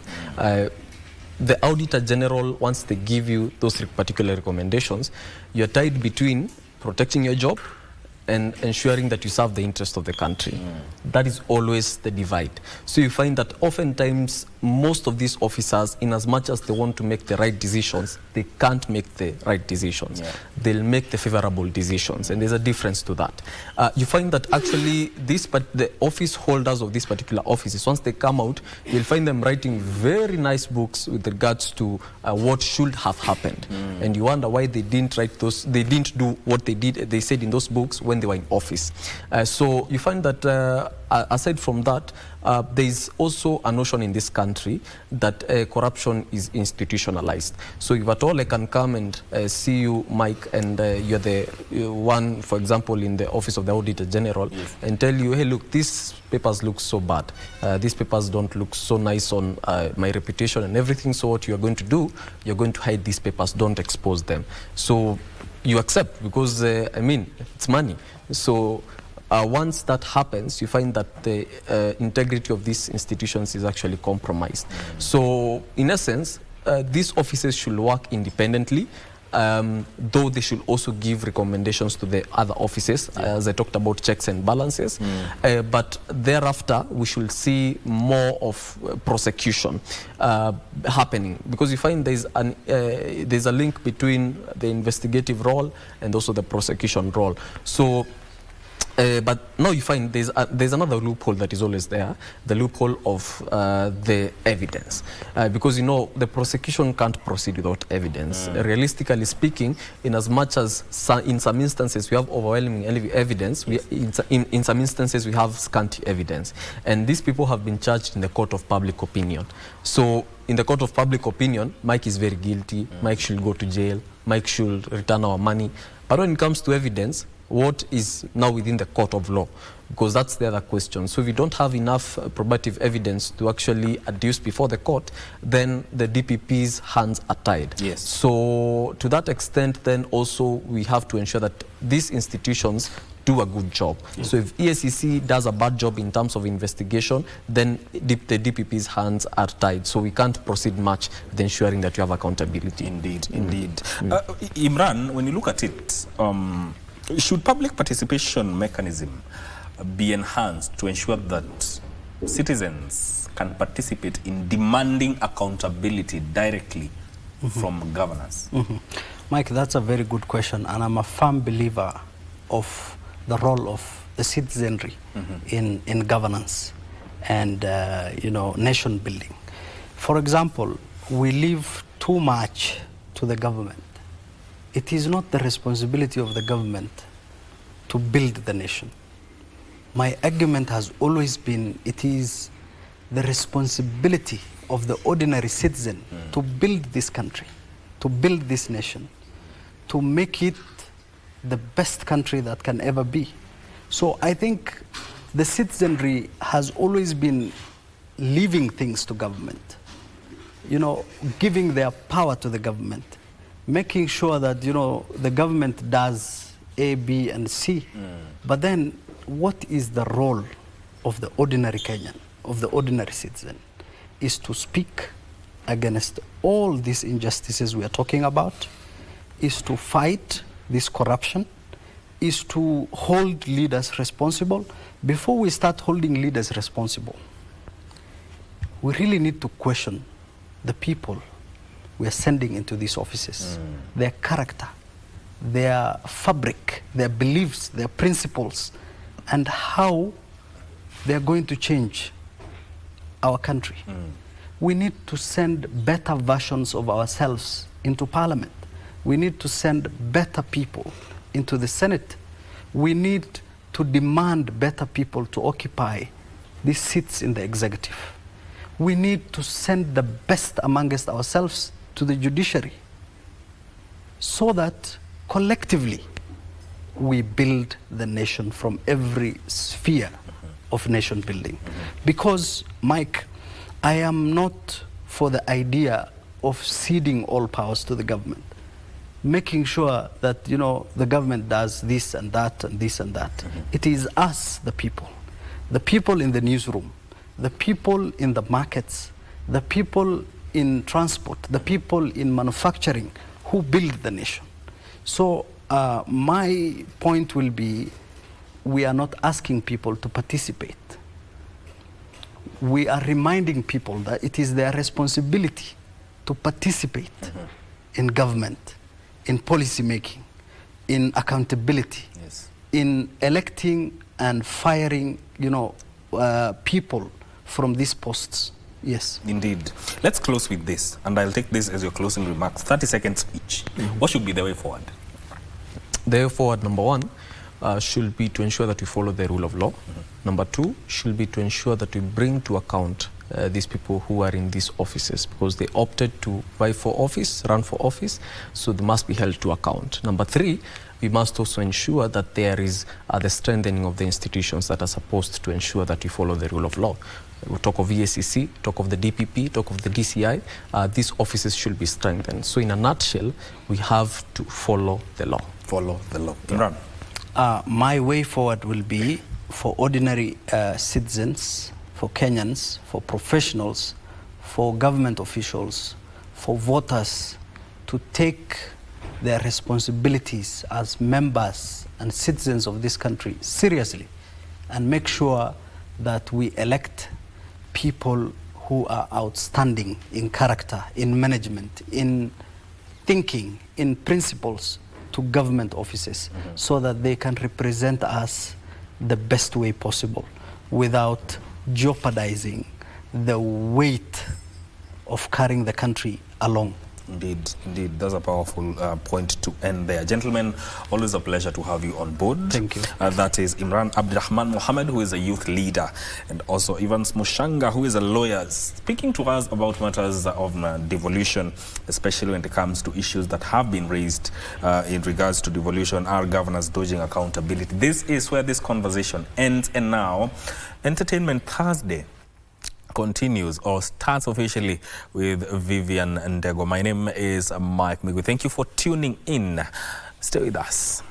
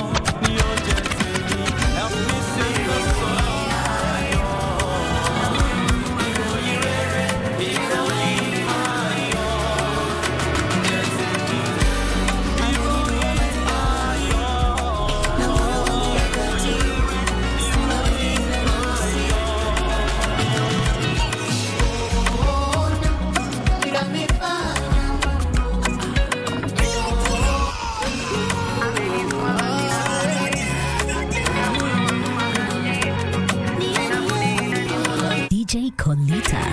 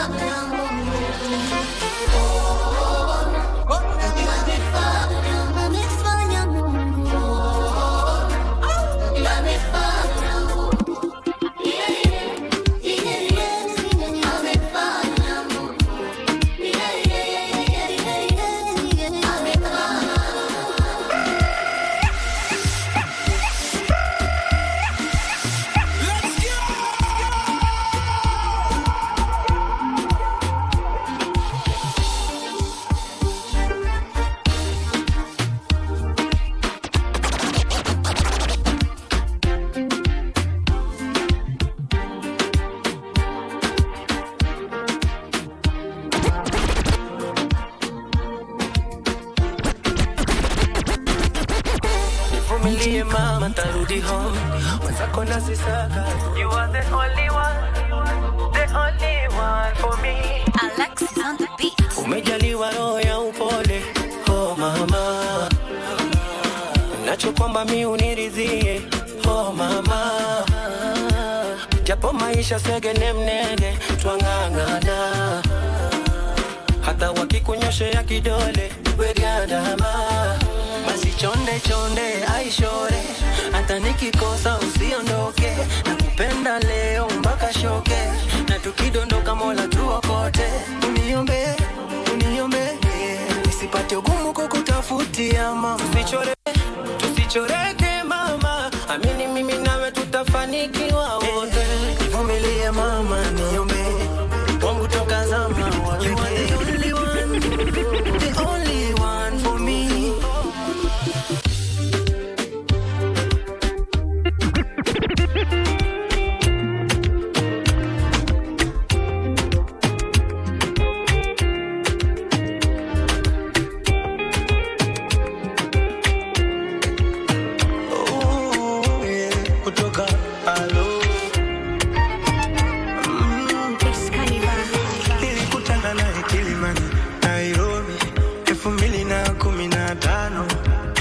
Kibaridi cha asubuhi, kijua fani so kikali saa 5.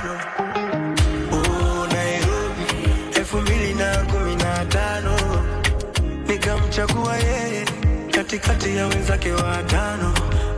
Nikamuomba kanio ama moyoni Mungu nikampa moja. She's my number moja. Nikamuomba kaniomba namba moyoni Mungu nikampa moja. Now she's my number moja. Yani namaanisha kwamba DJ Colita.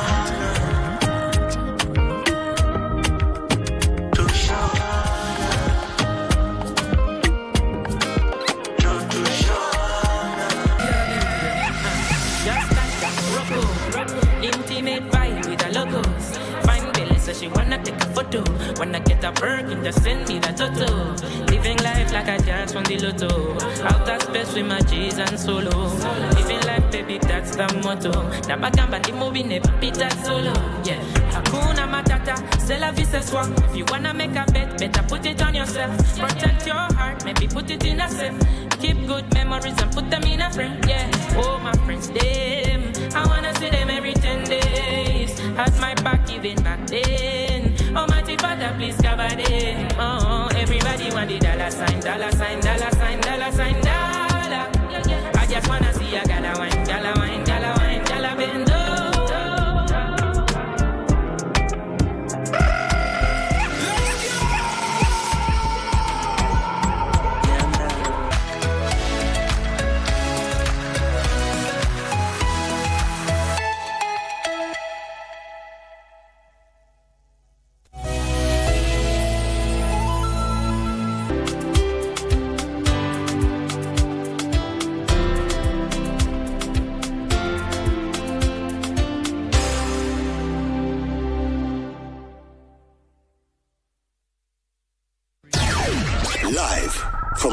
Broadcasting House, Nairobi, Kenya.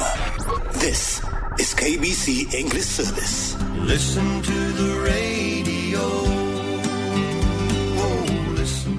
The UN Secretary General Osan has arrived in Monrovia. Started in 1928, the KBC English service is proudly the station of the nation and the mother of radio in Kenya. The heritage brand Sundowner remains the undisputed #1 early evening show. As we celebrate the unique value of radio on World Radio Day 2026, the Sundowner Sunset Date is coming home. Rock me, rock me, rock me, baby. We invite you to come and enjoy the show right from Broadcasting House, live, and interact with your favorite presenters of the station on Friday the 13th of February 2026, starting from 4 p.m. till late. Entry is free. It's a date this Friday at the Kenya Broadcasting Corporation on Harithuku Road, Nairobi. Rock me till I want no more. There's a feeling of love deep inside me.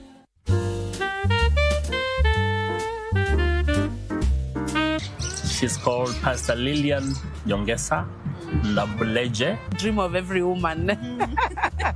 Yes. Pastor Richard Nyongesa.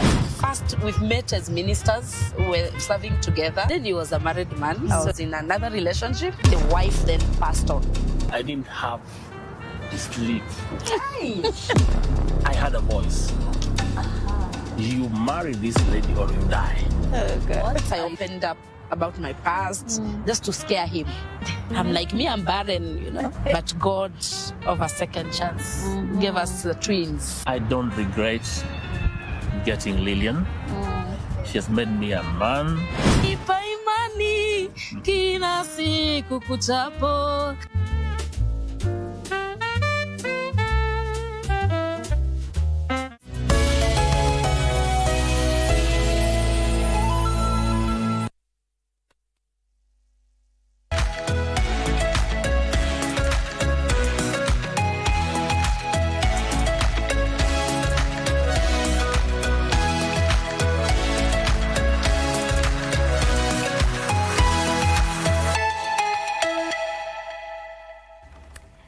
And Entertainment Thursday gets to continue right here on Good Morning Kenya. Thank you for staying with us. Right about now, I want to introduce you to our first conversation on Entertainment Thursday. And I have with me a hip-hop artist and a genge artist. And these are artists who have been in the game for so long, decided to take a break for another long time, and then they're back now. We have Diggsy 254, and we also have G Park Kenya. Welcome to the show. Yeah, thank you. Nafilaje leo? Na feel fresh kabisa. Kofiti kabisa. Na bambika kwa hii area yenyu. Yeah. So for someone who's seeing you for the very first time, we'll introduce kando na vile mimi nimekuintroduce. Who exactly is G Park Kenya? Okay, G Park first and foremost, hiyo jina yangu spelling pekee G-P-A-R-K. Inasimamia initials za full name yangu. Okay. Naitwa Peter Geturo. So G inasimamia Geturo, P inasimamia Peter. So hiyo nyingine inamalizia inasemaje? Geturo Peter, a rapper from Kenya. Okay. Alafu pia naitwa PIG, kumaanisha Peter, my eyes on the gold. Okay. And hiyo PIG. Okay. So in full yani ni G Park aka PIG. Na hiyo ndio jina yangu ya sana. Hivyo sasa. Hivyo ndio watu wanakujua kwenye sana. Kweli. Alright. Diggsy. Yo, safi. Diggsy 254, yani like ukisikia hiyo jina Diggsy 254, this is a name nilipatiwa nikiwa mlese. So 254 ni kubonesha originality ya Kenya. Yeah, 254 because nimekuwa out of the country, I've been doing things, and that's why I decide kuongeza 254. Yeah, so that's it. You know, Diggsy, you have been, in the industry for a long time. Before you took the break, right? Yeah. You were here way back in the 2000s, early 2000s. Yeah, maybe around 2000, 2002, thereabout. Uko flani nini, that's where it all began for you. Yeah. If you can just give us that journey. Yeah, unajua hiyo time hakukuwaga na historia like nowadays venye wasanii sahi mnashare vitu online. Yani hiyo time tulikuwaga like we used to hustle, tulikuwa tunaweka ngoma kwa CDs nini tulikuwa like even recording saa zingine we used to, unajua kitu tulianza tukiwa shule so nasema hiyo time ilikuwa so hard for us than artists wa sahi unacheki but regardless tuna adapt with what's new. So Jipak, for you are a genge artist, and for the longest time genge has been considered our sound. From enziza Khalif, was Khalif doing genge or was it the other one? Which one was doing genge, which one was doing kapuka? Khalif was doing genge. Genge ilianza na Khalif na Kilemo na Jua Kali. Hao ndo walianza hiyo system na Saudi ya genge. Hata mimi nilianzia hapo. Nianza kwa na Kilemo back in 2010. Kaniproduce ngoma yangu ya kwanza, kanipea guidance kadhaa kwa industry, vitu tu kadhaa tu. So nilianzia hapo. In fact, I think most of my work apart from kwa project kadhaa na Red Republic ni mostly ni Khalif Records na Kilemo. So from that time venye genge ilikuwa, because that time genge was the thing, unajua genge ilikuwa genge, to this point in time una feel bado genge iko na place yake in the industry? Definitely, because muziki ya genge ni muziki hizi potea. Utapata ndio mavijana sasa hivi wamekaa wako na sound system zingine, but ukizisikiza kama genge tone, urban tone, zote zina originate kwa genge. Yani nikao usemeaje budako na madhako, either wewe wataishiku kwa budako na madha, so hiyo ni kitu hezi potea. So genge forever itakuwa tu ndio genge. So inaweza kuwa ina morph over the years, inaitwa hivi but bado ina remain. Hata you urban tone, genge tone, zote ni genge. Hata kapuka bado ni genge. All right, so you took a 20 years break. 20 years, Dixie. 20 years is such a long time. So what was happening, within these 20 years, and why that long of a break? Okay, that time, funny thing, when we started with, when I started at Tukoflani Momo, I was the errand boy. Like I used to sell merchandise. We used to go places, nilikuwa nikiweka merchandise, akina Zakawa na perform, unaona? So I was the errand boy. Nilikuwa behind the scenes most of the time. So nikaanza actively saa kuingia into rap, unacheki. Then naanza kuingia into rap, that time muziki iko inalipa fiti, unacheki, iko inalipa fiti. So like lazima tungejaribu other means other than music. Yes, because the passion was there, you see. So nika decide to go out of the country to work. Because I'm a family man, I have kids, I have a wife, So I decided like to go look for greener pastures. But when I went to look for greener pastures, I continued music where I was. Where I was, and so far so good. It's just that like sikwaga that active. Lakini sasa hivi wenye nilirudi, because I came back like last year. I came back last year on Feb, and I've been working on stuff. I'm working on stuff here. You mentioned that, back in the day, music wasn't paying really. You could not sustain yourself with just music. Do you feel that like that has changed over the years? Would you say that right now, as an industry, specifically the music industry, one is able to make a living out of just music peke yake? Yeah, sure. Yeah, because we have examples like the OG. He does 100% music. And we have Octo. Yeah, these are people like when you mention hip hop, lazima umention hao watu. You see, when you mention hip hop, when it comes to hip hop, and people have been doing great. Ni venye saa zingine I think kunafaa kuwe na class ya kufundisha wasanii on how to invest. Unacheki. Yeah, because ido sana pata kidogo. Ikifanya ikiput into good use and investment, hapo ndio saa utacheki wasanii waki-elevate. Jipak, would you say the same thing that, muziki saizi Kenya, yes, inalipa, but you really need to know the music business side? Exactly, because muziki saa zingine ukiwa msanii, maybe uko mchanga, you might think it's just about to ingia studio to ngoma wasiwa isikize, but that's just part of the business. Hii side nyingine ya kumake dough ndio watu wengi washikanishi. Unaona, because lazima, it's all about branding. Unauzia wase nini, venye utaji brand na strategy yako, either we utamake dough kulingana venye umejipanga. So kulingana mimi naona muziki inaweza lipa na inalipanga. Yani kitu imefanyika. Nasi usi hata maveterans wa genge wote, hakuna mtu hivi. If you look at, naweza but to mention a few, naweza angalia Nonini, ako majuu, ilianzia wapi? Angalia Jua Kali, angalia Major. Yani there are examples ziko. Ni mtu ukaichukua serious venye Diggs amesema hapa na ujue strategy ya kuinvest hiyo ndio kidogo unapata hapa na pale azini unaweza ukamake something out of it. Pia wewe ulichukua break. What was happening? Mi break yangu nilichukua juu when I was bado niko active, si ati nilikuwa nimepotea kiati sana kwa muziki, but I was studying in campus hapa UN for 4 years. And it happened that the same time ndio nilikuwa nimeanza muziki pale na Klemu. Naona so nilikuwa kujaguli masomo hapa na muziki ikakuwa lazima kwanza nita sacrifice moja kidogo ndio ni achieve kwanza, nikimalizia ndio nirudie ingi. So kwanza nikapasi nimesoma economics na statistics. Na nilipita sikuanguka. Nilipita. So kumalizia bado mimi ni mtu wa familia. Watu hii pia wakakaa mdru hapo, mama pia. So hiyo ndio napata. But sasa hizi nimepata hiyo time sana niko active kabisa. You're back full force. Full time, full force. All right, Kolita. Go ahead. Unauliza swali? Nataka kuuliza swali. Ona filaje? Unaona venye maybe mlikuwa mmeenda for a break. But mkakuja mkapata kila kitu imechange. Unaweza tu advice aje ukicompare music ya kitambo na sasa hii? Naweza sema muziki ya kitambo na sasa hii ni totally different in terms of production wise. In terms of quality wise, sasa hii muziki imeimprove sana.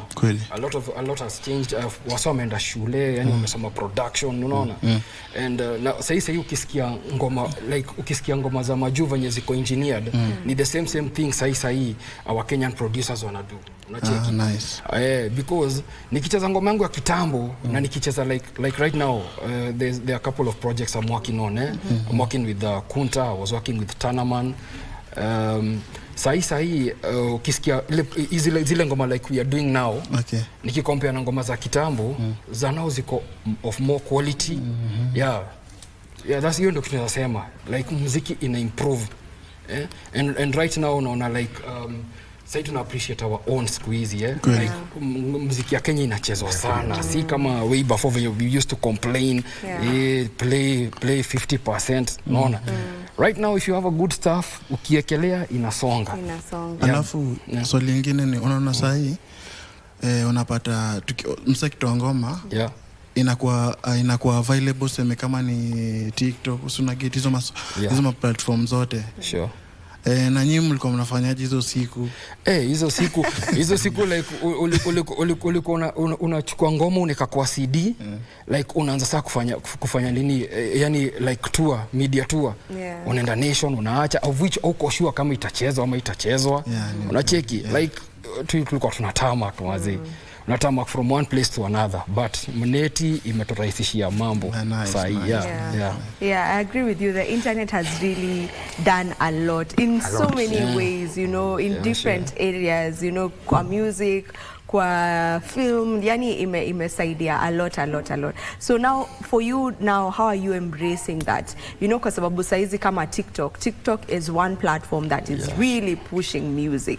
Like ngoma yako unaweza toa tu just the hook of the song peke yake, ipatie dancers kidogo wafanye challenge pale, hata bado huja release, but ngoma already inakuwa it's a big song without you even having released it yet, just from TikTok alone. So maybe are you taking advantage of that, you know, as artists who were doing music before this side of social media happening? Yeah, most definitely. Kwa sahi ni platform, lazima ujue kingia mahali upate kumechange kiasi. Kuna change na kwa always for the better. Unapiga ma challenge huko? Si ndio. Huko kwa mtandao, huko ma social media, TikTok, Facebook. Ya unawasukumia tu hizo ma challenge tu kidogo. Ndio hivyo ndio system ina run sahi. Na ukipata ina run pia unaingia kwa hiyo system una run nayo. Lazima uadapt because usipo adapt manzi, that's why unacheki like niko so proud of like magengeton artist manzi. Magengeton artist ndio walifanya manzi tukafungua macho, unacheki. Bana. Before manzi muziki ya Kenya ilikuwa gaitambuliki. But by the way kuna kitu happening. These guys like when I'm talking of hip hop, wale wasalitoka kwa limelight si akina OG, Camp Mula, you see? Yeah. Oh, ndio And they actually went international. Yeah, they went international. Hao ndio walifanya manzi at least at least kukakuwa na hopes for music, hopes for nini. Walikuwa nominated, I'm sure you know that. Grammy. Yeah, is it Grammy? Yeah, Grammy. Yeah. They were nominated. And it's so sad manzi, like walienda missing, but we are so proud kuna wase walikam later. Yeah. Wenye saa manzi tuna look up to. Acheki, yeah. Of which tunaendeleza ni culture, yani it's for the culture tunajaribu kuipush. Na pia part nyingine naweza hadithia hapo, unlike hapo before. Siku hizi naweza sema media industry, ni watu wa media, nowadays they push music, unaona, unlike in the old days.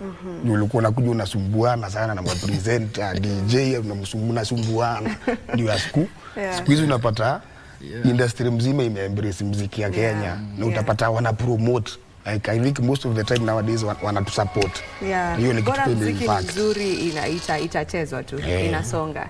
Yeah. And right here on Channel 1, that is what we are all about. We are all about pushing the envelope, and that is ensuring that our music is taking center stage. Because sasa sisi tusiposikiza muziki yetu, tuna expect nani mwingine asikize? You know, if we don't buy our own, play our own, then tuna expect sasa huko nje watakubaliwa kivipi?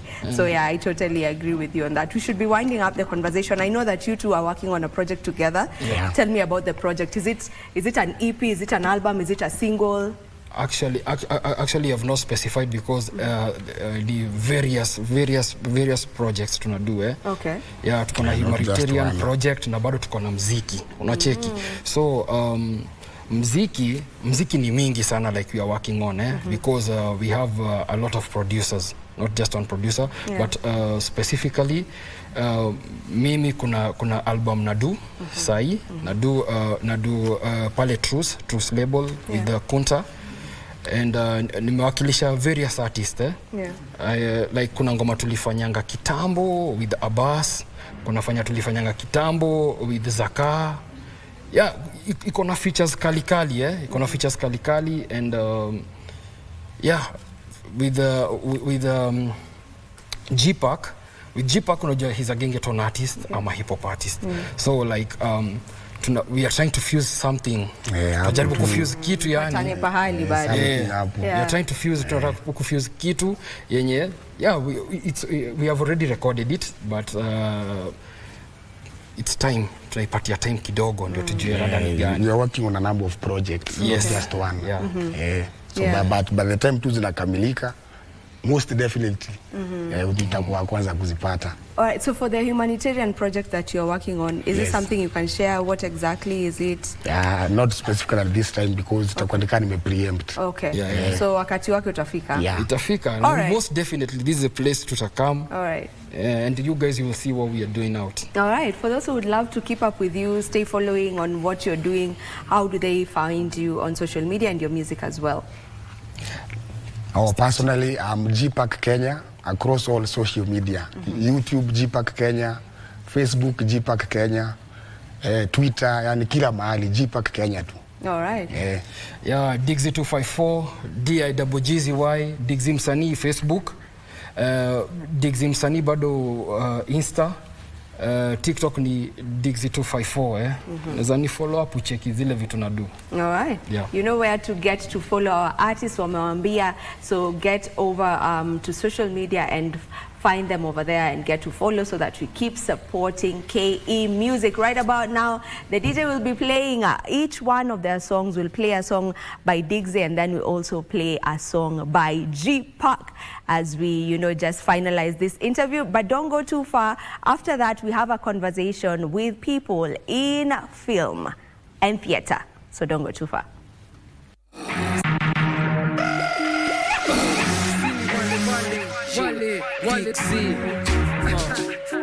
Wale wale trusi wale ngozi ya kondoo miuche kifiti chui nimeishi nao ni vile miujifanya ngasijui wanabonga kila jioni na kwa mkia asubuhi onigoda tani jaja wengine sitambui Roma mongas za hoteli ni kubonga kuna za mboga ona vile kamekonda huku oga na kwa umedunga umeomba ulinikopa juu kila time umesota ni wale wenye hudai umegonga uko pale kimaisha hujasonga wanashika nare wakicheki unaomoka wanacheka nawe wakikudai wameokoka ukizipata cheki vile mko pamoja na ukizisaka walingoja tu kuonja mkijibamba wakikusimbuweni donga ukizikosa cheki vile wao kutoka nahitaji niwe na biz ndio niweze lipa fees hitaji enemies juu sinatemea kubifu nataka kuachieve chenye nataka I believe ndio success so msezi udisli ni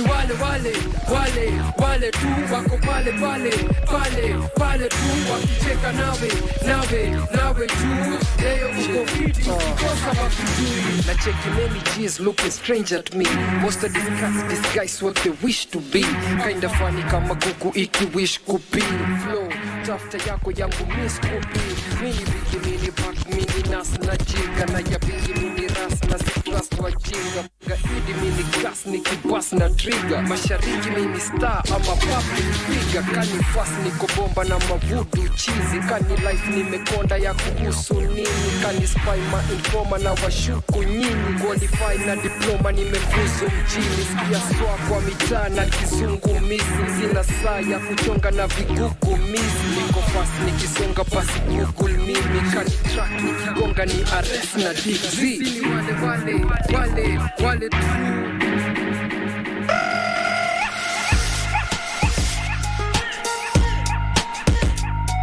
nimefika fungua mlango ama ningie na dirisha pia ijinda ni welcome Nairobi mtaya wajuaji welcome Nairobi mtaya wajuaji kahuna kopi welcome usiogope kahuna kopi welcome usiogope welcome Nairobi mtaya wajuaji welcome Nairobi mtaya wajuaji kahuna kopi welcome usiogope kahuna kopi welcome usiogope Nairobi mtaya wajanja kumeja wajanja wale wanasaka mkwanja na wadiwa ganja wale upanda ganja kwa viwanja kuzisunda na kuzikinda kwa vibanda lazima kujichunga na wao ama utajipata kwa mikono ya karao na ni blanda kwani hutapenda vile makarao atakuhanda ona man chunga waganga wavako kutoka Tanga kwa nini makosa man chunga watiaji Nairobi madwanji ni wachache wadhiwa na saka ganji Nairobi kuna watu na viatu watu ni wachapakazi watu aina ya viatu zao tu ni kusema sema watu mitaani hadi kwa matatu na huo si utu hii ni Nairobi mtaya wajanja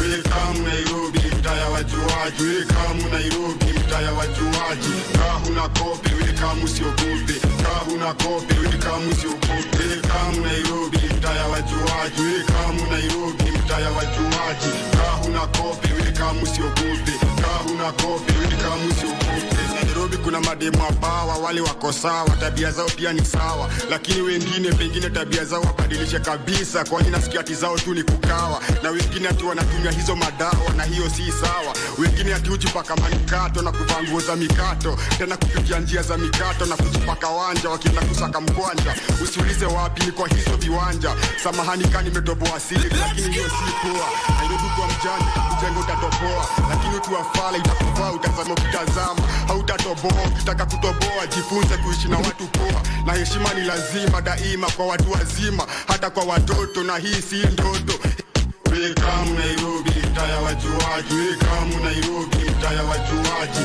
kahuna kopi welcome usiogope kahuna kopi welcome usiogope welcome Nairobi mtaya wajuaji welcome Nairobi mtaya wajuaji kahuna kopi welcome usiogope kahuna kopi welcome usiogope kudandia kilanganya ati bora tu ina mwanya mimi na kuonya wacha kujifanya tuna hanya kudunga ovyo bila mpangilio tunga mwishowe kilio mtu wangu achana na sigara matokeo ni hasara urafiki wa marafiki wanafiki na wika hapo kando mabibi na mabwana hapo kando wika mpango wa kando hapo kando kwani mcheza kwao utunzwa pia utuzwa kizidi kutukuzwa ni mzawe maajabu ukipatikana utaitana kwani utafukuzwa hii ni Nairobi mtaya wa chanja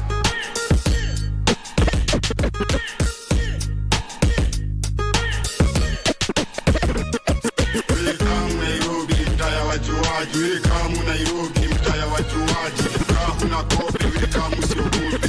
Kahuna kope, welcome usiogope. Welcome Nairobi, mtaya wajuaji. Welcome Nairobi, mtaya wajuaji. Kahuna kope, welcome usiogope. Kahuna kope.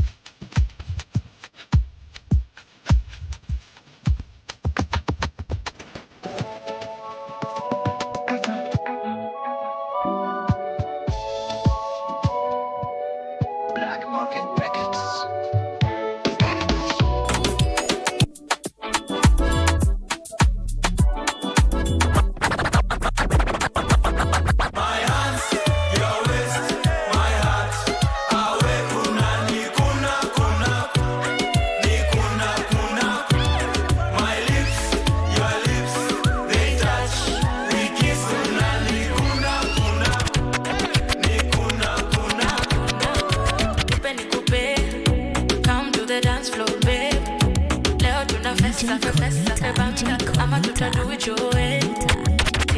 Wacha nikuse, usiniogope babe. Leo na finesse na ujanja.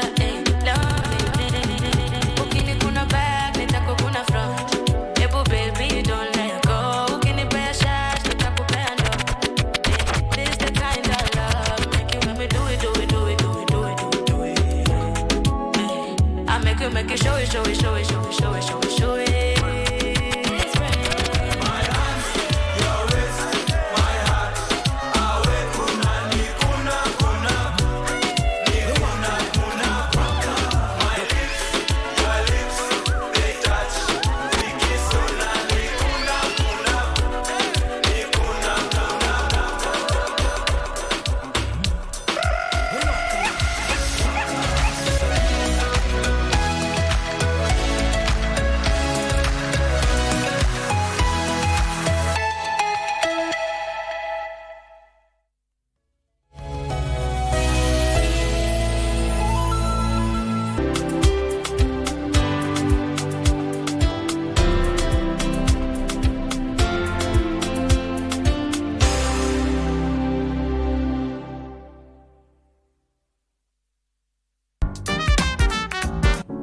You finally came.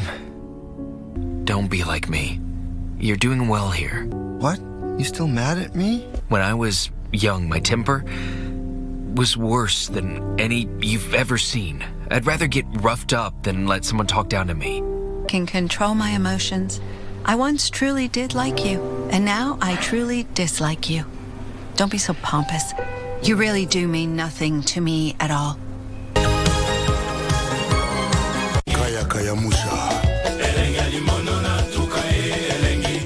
It is always a good time on Bridge over Congo. Catch us every Saturday from 10 p.m. till midnight. Join me, the Rumba Supreme Leader and the Grand Ayatollah Simeon Mfumo Kimbango and Winnie Marie Jose, Bridge over Congo. Mungu esilaka na nzungu teka sielenge Mungu esilaka na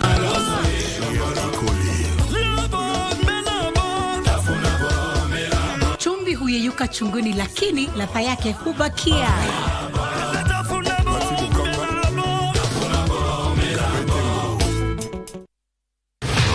Je, wewe ni mpenda soka? Na je, wajua kuwa KBC mwenzio wako wa dhati michezoni anakujali? Ndio maana KBC Channel 1 hukuletea taarifa na uchanganuzi wa soka. CAF ndio wamechukua usukani humu nchini, barani Afrika na ugaibuni, ikiwemo EPL, Serie A, Bundesliga na ligi zingine. Mashabiki pia hutuzwa kwa kujibu maswali kuhusiana na soka. Swali letu la leo. Haya yote ni kwenye kipindi cha Dunda Dunda kwenye KBC Channel 1 kila Ijumaa kuanzia saa 5 asubuhi hadi saa 6:30 mchana. na imiza Wakenya waendelee ku watch Dunda Dunda show. KBC, mwenzio wa dhati michezoni.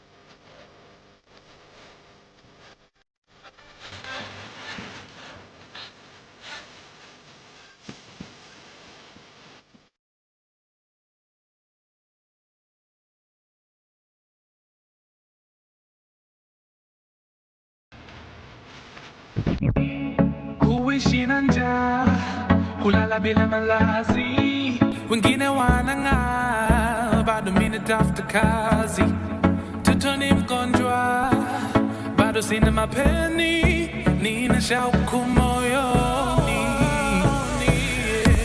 nataka kufanana nawe, nataka kufanana na wewe, kufanana nawe, sitaki kuworry worry, nataka kufanana nawe, nataka kufanana na wewe, kufanana nawe, sitaki kuworry worry, sitaki kuworry worry.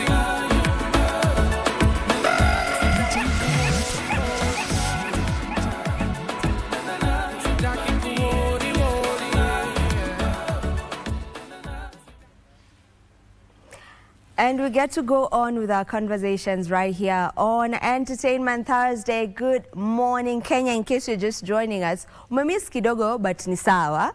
Saizi pia ni sawa kuanzia hapa. Right about now, I want to introduce you to some cast members as well as the production manager of a play that will be staged that I was about to say aired, that will be staged beginning today up to the 14th. It's all about Valentine's. The play goes by the name The Lady in Red. And let me begin by introducing my guests, and then I'll allow them to just introduce themselves better because they do a lot of things. I don't think I want to get into all of them. I'll allow you to do that. So we have Bora, we have Sam, and we also have Beryl. Welcome to the show. It's a pleasure to have you here. Thank you so much. I want to begin with Bora because this is not your first time here. Okay. Sitaki kukuuliza umeacha wapi mzee.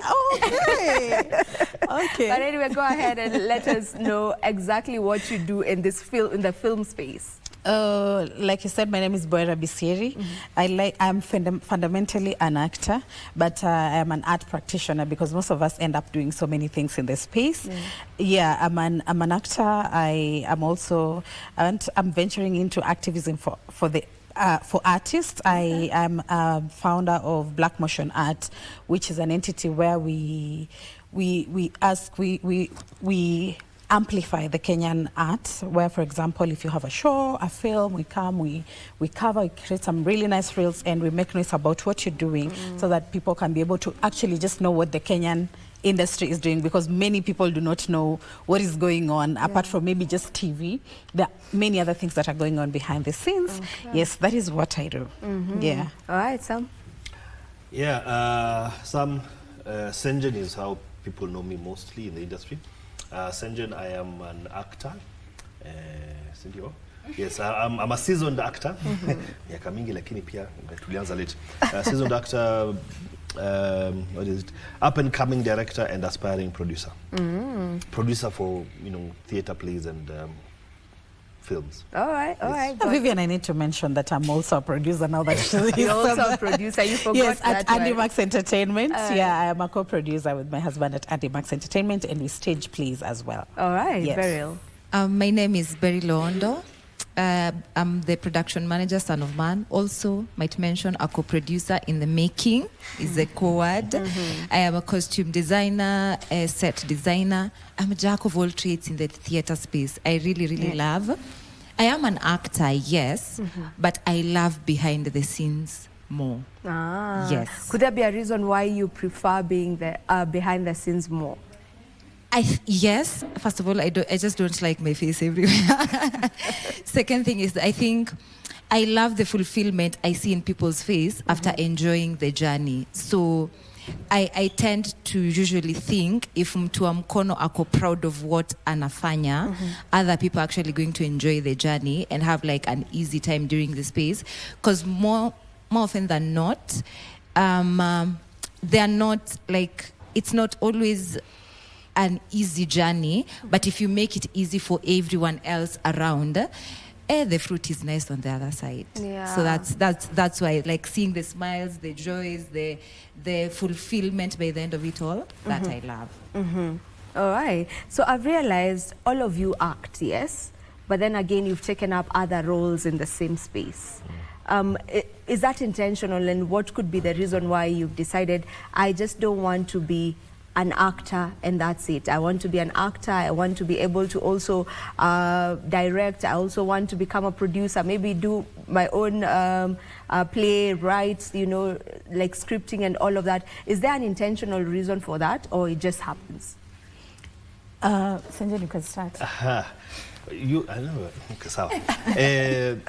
I think it's because at the moment, industry is a difficult place that you'll be able to make enough from just one thing only.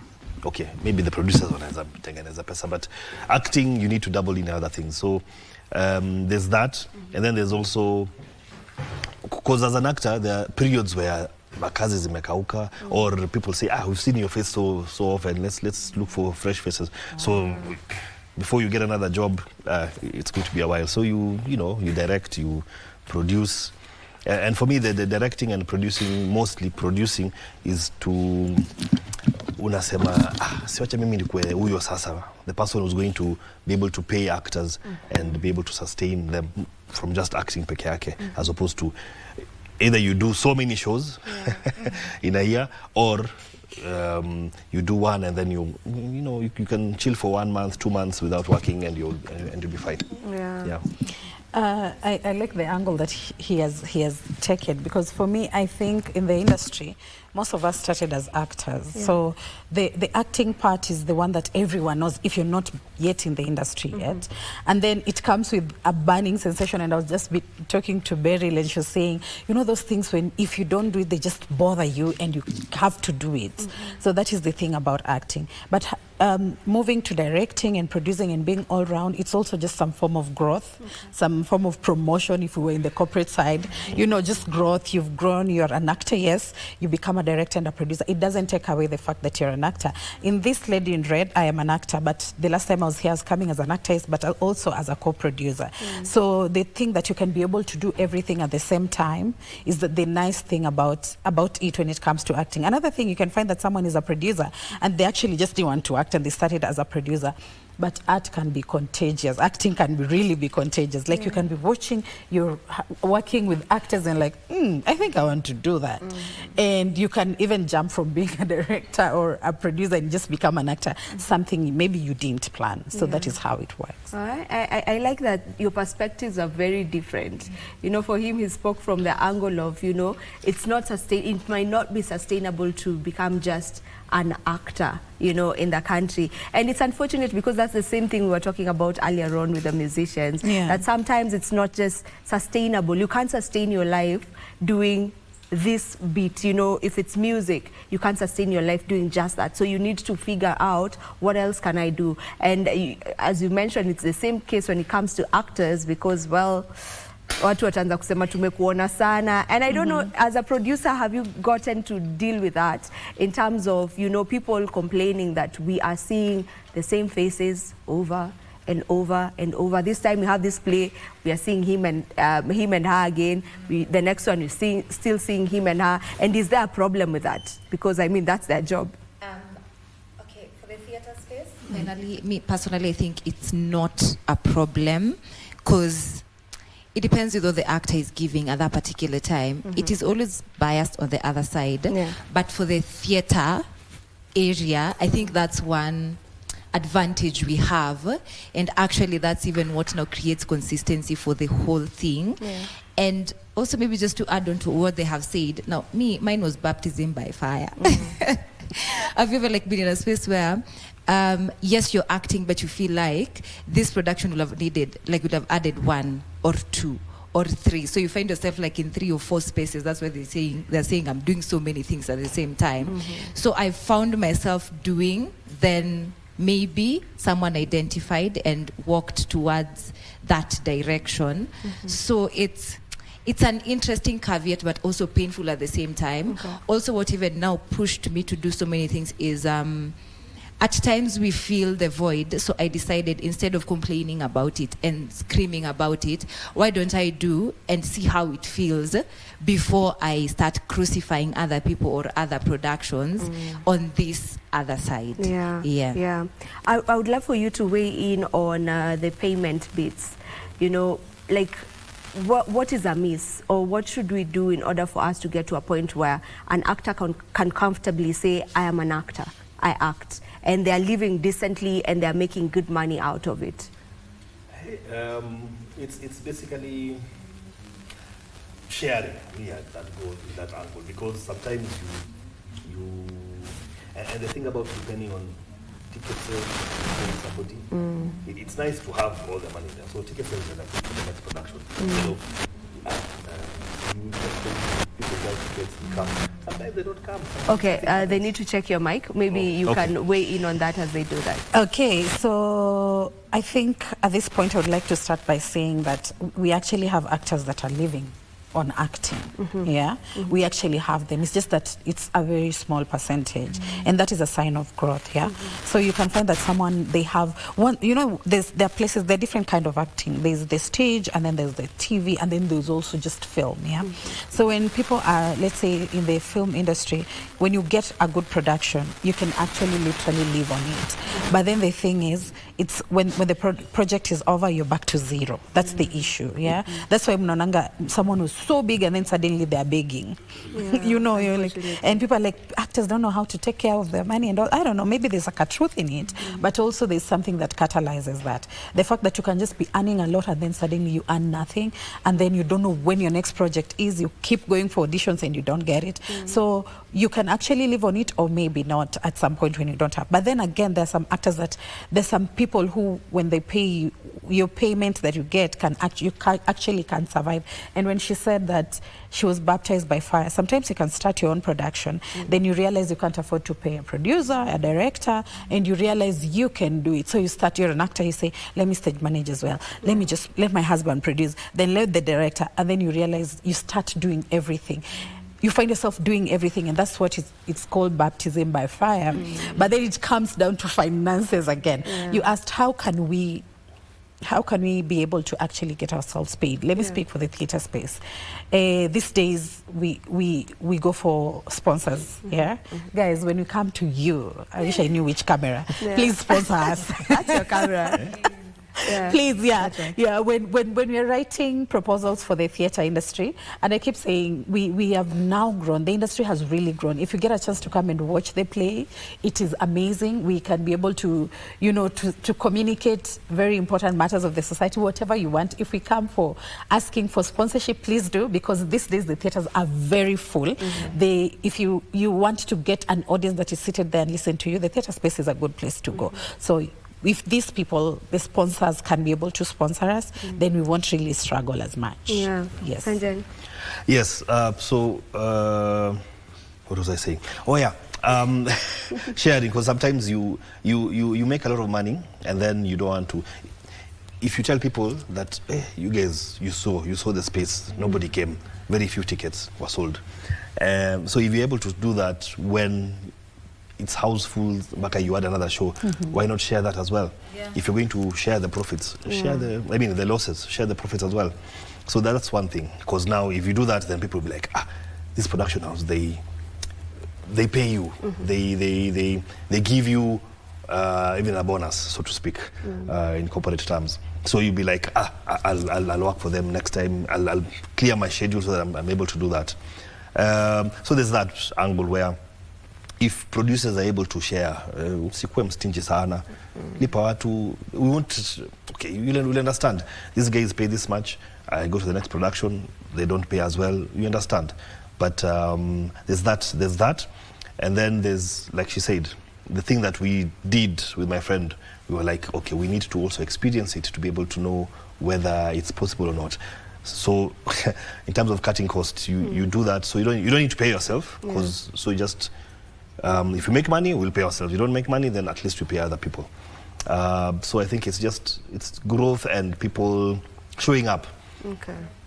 I know COVID made people like, sasa tutaenda wapi? You realize, kumbe we need to be. Don't just go to the bar only. You can visit a theater, whether it's film or stage. Go support films and theater. Please. All right. So speaking about showing up, you have a play that is going to be staged beginning today, this evening. I want you, Lau, to let us in on The Lady in Red. What is it about? Just a brief about what the play is all about. Maybe the production manager can take that. It's how they're giving me the side eye, and I'm like, you're the one who's acting. But anyway, so The Lady in Red is a play written. It's about the struggles and the weird things you go through in marriage. And we found like the Valentine season was a timely moment to speak about marriage. And now the direction we have taken is not only like the rosy, beautiful part, but the thorny spaces and the things that we neglect, like for example, lack of communication, assumption, ladies thinking that, si anajionea tusonge nayo, and then the man is like, tell me like a baby, I need to understand. So it's such type of a play. And now this one has also a twist because you're also focusing on the racial marriage, if there's a term like that, because it's a black man married to... Yes, interracial is the word. So a black man married to a white woman, what are the challenges? As we look at them on the outside and feel like, hey, huyu aliangukia bag fulani, je, huyu mwenye aliangukia bag, hiyo bag iko. Na hapo kama hiyo bag iko, kuna mtu ananyemelea ama hanyemelei. So it's that kind of a play. I'm trying not to give so much information. I get you, because we need to have people come to be able to witness and see the whole story. You're part of the cast, one of the main characters. Yes. So what role are you playing? So I am that black man, like she said. I'm playing the black man. Unafikiri umeangukia kumbe? Umeangukiwa. Bana. Because okay, it can work both ways. Unaweza kumangukia, but then you are told ni kama kuna allowance. This is the budget. Yes, tuko na pesa, lakini you have to limit. Don't live beyond our means. So I'm playing the guy. I can say the name Andrew. His name is called Andrew. I'm like, jina ni sawa kuambiana. So it's called Andrew. Met this lady, and it was well, maybe she was in red or not, but met this lady at a function, and okay, we went out, liked each other, took it to the full 9 yards, got married and whatnot. And then now, you know, sometimes before marriage kuna ile your courtship inakwanga honeymoon like, and then wakati honeymoon inaisha, then you're like, okay, sasa sawa, what do we do? So those challenges, we address the challenges, because marriage is equal to see all rosy. It's we show the thorns in marriage as well. What was fikirie inakwanga tu yes. A bed of roses. All right, Bora, you're also part of the cast. Yes. You're acting on this as well. So your role, just how was it like getting into that particular role? And you know, just give us more info about the role you're playing. Okay, so the role I'm playing, I'm Anita on stage. And Anita is coming to scatter this marriage, yeah? Yes, so Anita is like, oh, this guy, why would you even marry a white woman? What's wrong with you? So this Anita thinks this white woman is loaded and is trying to show Andrew the wrong side of the white woman, so that the white woman, Andrew can divorce the white woman, and then Anita comes in, you know. Serikali geuzwe. Yeah, serikali geuzwe. Yeah, so that's Anita for you. Yes, getting into the role, I'm not used to such a role, by the way, but then that's the beauty of being an actor. You're not just supposed to be doing your comfort zone. This is a role I've not been casted in a long time, and I think I've done the rehearsal and I'm ready for the show this evening. Yeah. Was it hard for you to get into that role? I mean, you've been acting for so many years. Yes. I mean, among all of them here, I am sure you've been here. You're a familiar face. You've been acting for the longest time. So I don't know, was it easier or much challenging to get into that role? The thing I love about theatre is you have time to rehearse. If the production house panga or wakijipanga vizuri, you have enough time to rehearse, as opposed to screen where saa zingine you get the script that morning. But here you have the script, you're able to sit down and just talk with the director and, you know, panga things. Okay, hii hapa, what do you think? I was feeling this way, you know, exchange, and so you're able to build kabisa on every character, however diverse anaweza kuwa. So for me, it was easier for me because I share, my wife is a product of a mixed interracial marriage. So kuna hiyo experience niko nayo kiasi, so it was easier for me to get into the role. Yeah, because in real life you're also kind of like in an interracial relationship, marriage that is. All right, so he's talked about, you know, the period it takes to just bring things together, the rehearsing time, and as he mentioned, it needs to be enough. You need to have enough time to rehearse. So as a part of as a production manager on the play, just how has that been like for you, and just that preparation stage before we as the audience come to now see the final product, what you have for us? What really takes place, you know, behind the scenes?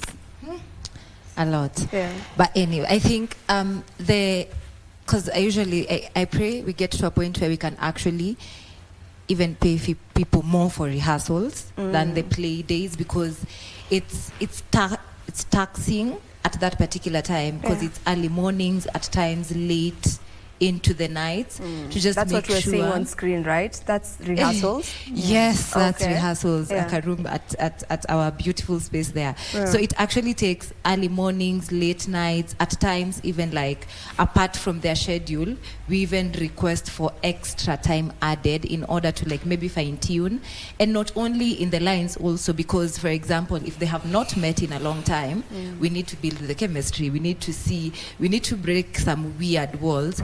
And after breaking the walls, because there's some plays that are really, like this one has, like it's like this emotionally, we go up, we come down, we go up, we come down. And just for the safety of a human being, how do they even get out of it later? Because emotions can really do you bad. You might be giving, might be giving a character, you're actually giving your body to a different spirit at that particular time.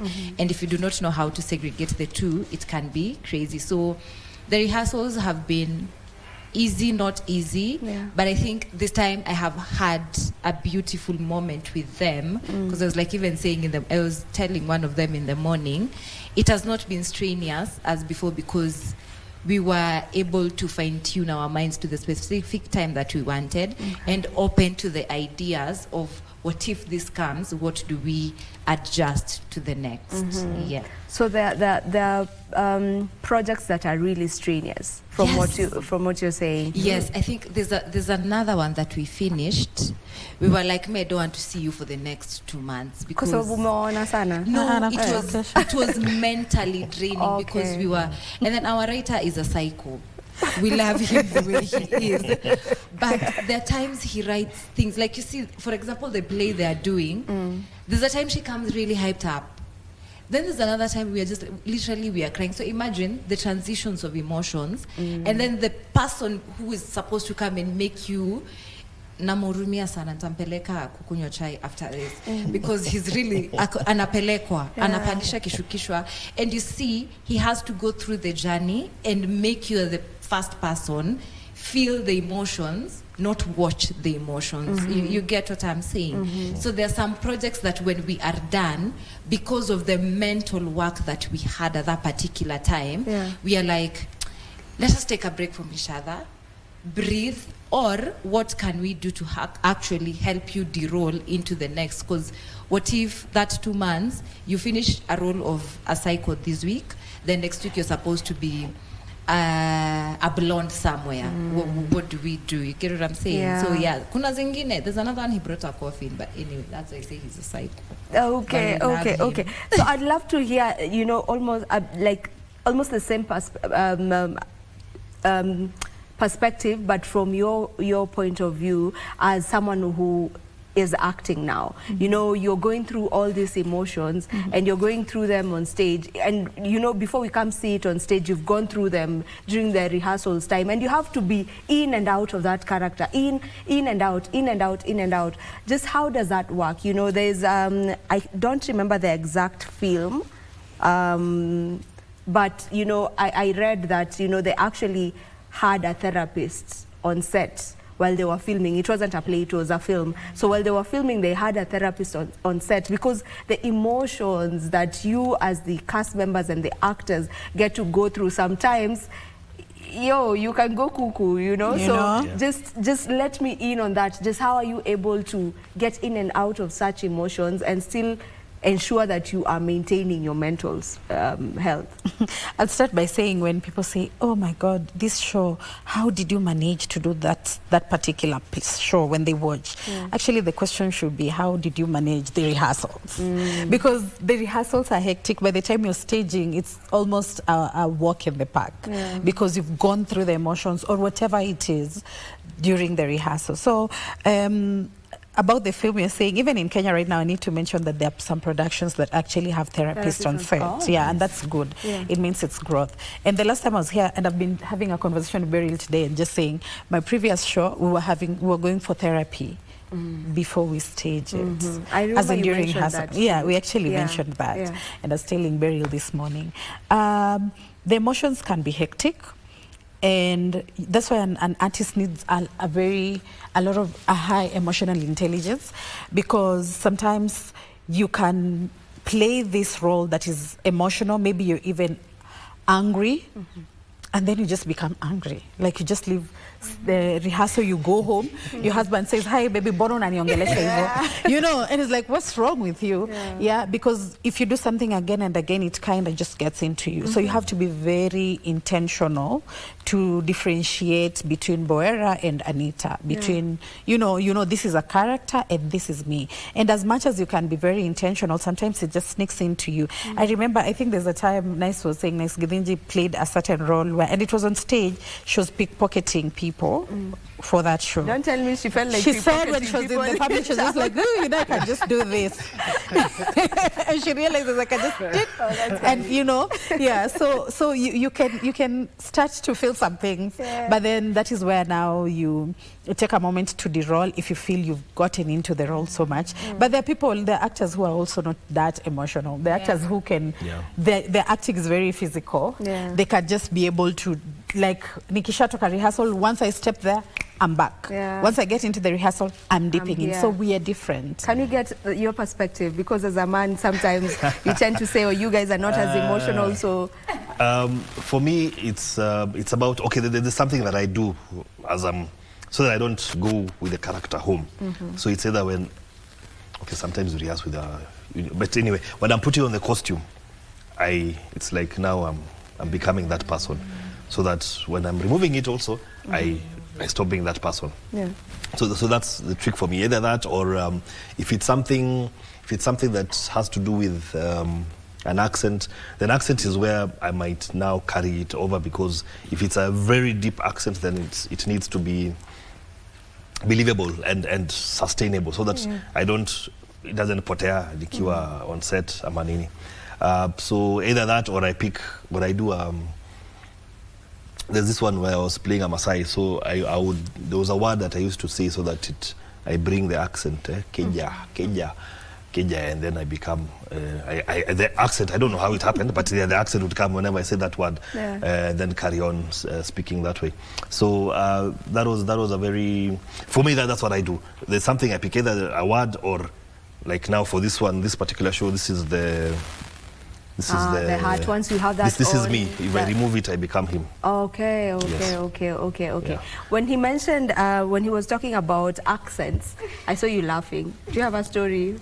No, it's just funny because right now on this play, The Lady in Red that is coming up today, till 14th, we are talking about white people and black people, and we have a white lady on set. So most of the time, we are twanging, all of us, because now we're like, what did you say? You know, it's so I go back home and I'm like, hey baby, like, what is wrong with you?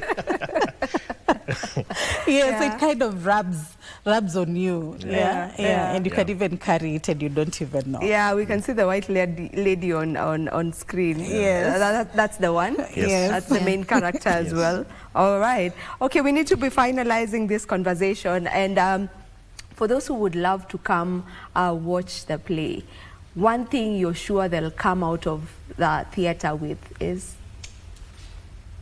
You're going to see yourself in this play, like all the relationships, situationships, thinking about relationship, you're going to see yourself in different spheres. So, and then the other side is, it's not a bad thing to be in a relationship, but the butterflies are not the only thing that will carry you through it all. So all we just need to do is like, look at the different sides and see how we can maneuver in these different spaces and be with it, because there are some vows that we say during marriage, till death do us part, for better, for worse. It does not, or in sickness and in health, it does not mean like physically sick, but emotions and whatnot. So how will those things, before you say them, how do they look like? After you say them, how do they look like? And it is very different in different angles. That's why I'm like, you're going to see yourself. Even you, utajiita mkutano. Utajiita mkutano. Hata utajiona kwa relationship yako hadi na pesa na mama yako na kila mtu. All right, before we get to know where the timing of the play, it's happening at Kenya National Theatre and all those details, how about we get to listen in to one of the clips of you guys, you guys rehearsing. I don't know which one the director will pick, so let's get to watch one of them. Something that you do or say or whatever you have to say. Why? As far as I know, we are divorced. Done, dusted, and there's nothing that you can say or do that will change that fact. Nothing!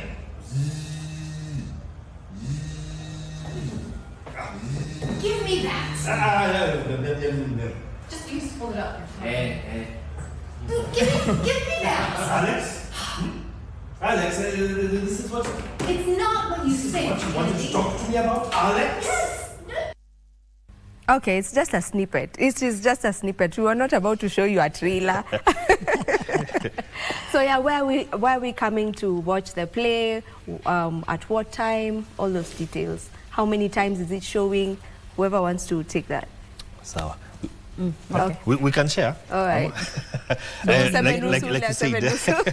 Like you said, Kenya National Theatre, KNT is what we like calling it, but specifically at the Cheche Gallery. A very intimate space because the play itself is, yes, we want to draw you in and feel like we are together. Cheche Gallery from today at 7. No, sis, we are sharing. We are sharing, yes. Today at 7, tomorrow at 6, and then on Saturday at 3 and 6 p.m. Cheche Gallery is next to Wasani Corner, so yeah. Okay. So on Valentine's Day, you're also showing. Yes. Saturday. Love is a beautiful thing. That is my meeting, wanaume men's meeting. I'll be That's on. where the conference is happening. I'm sorry, darling. Nitakuwa stage. Sorry.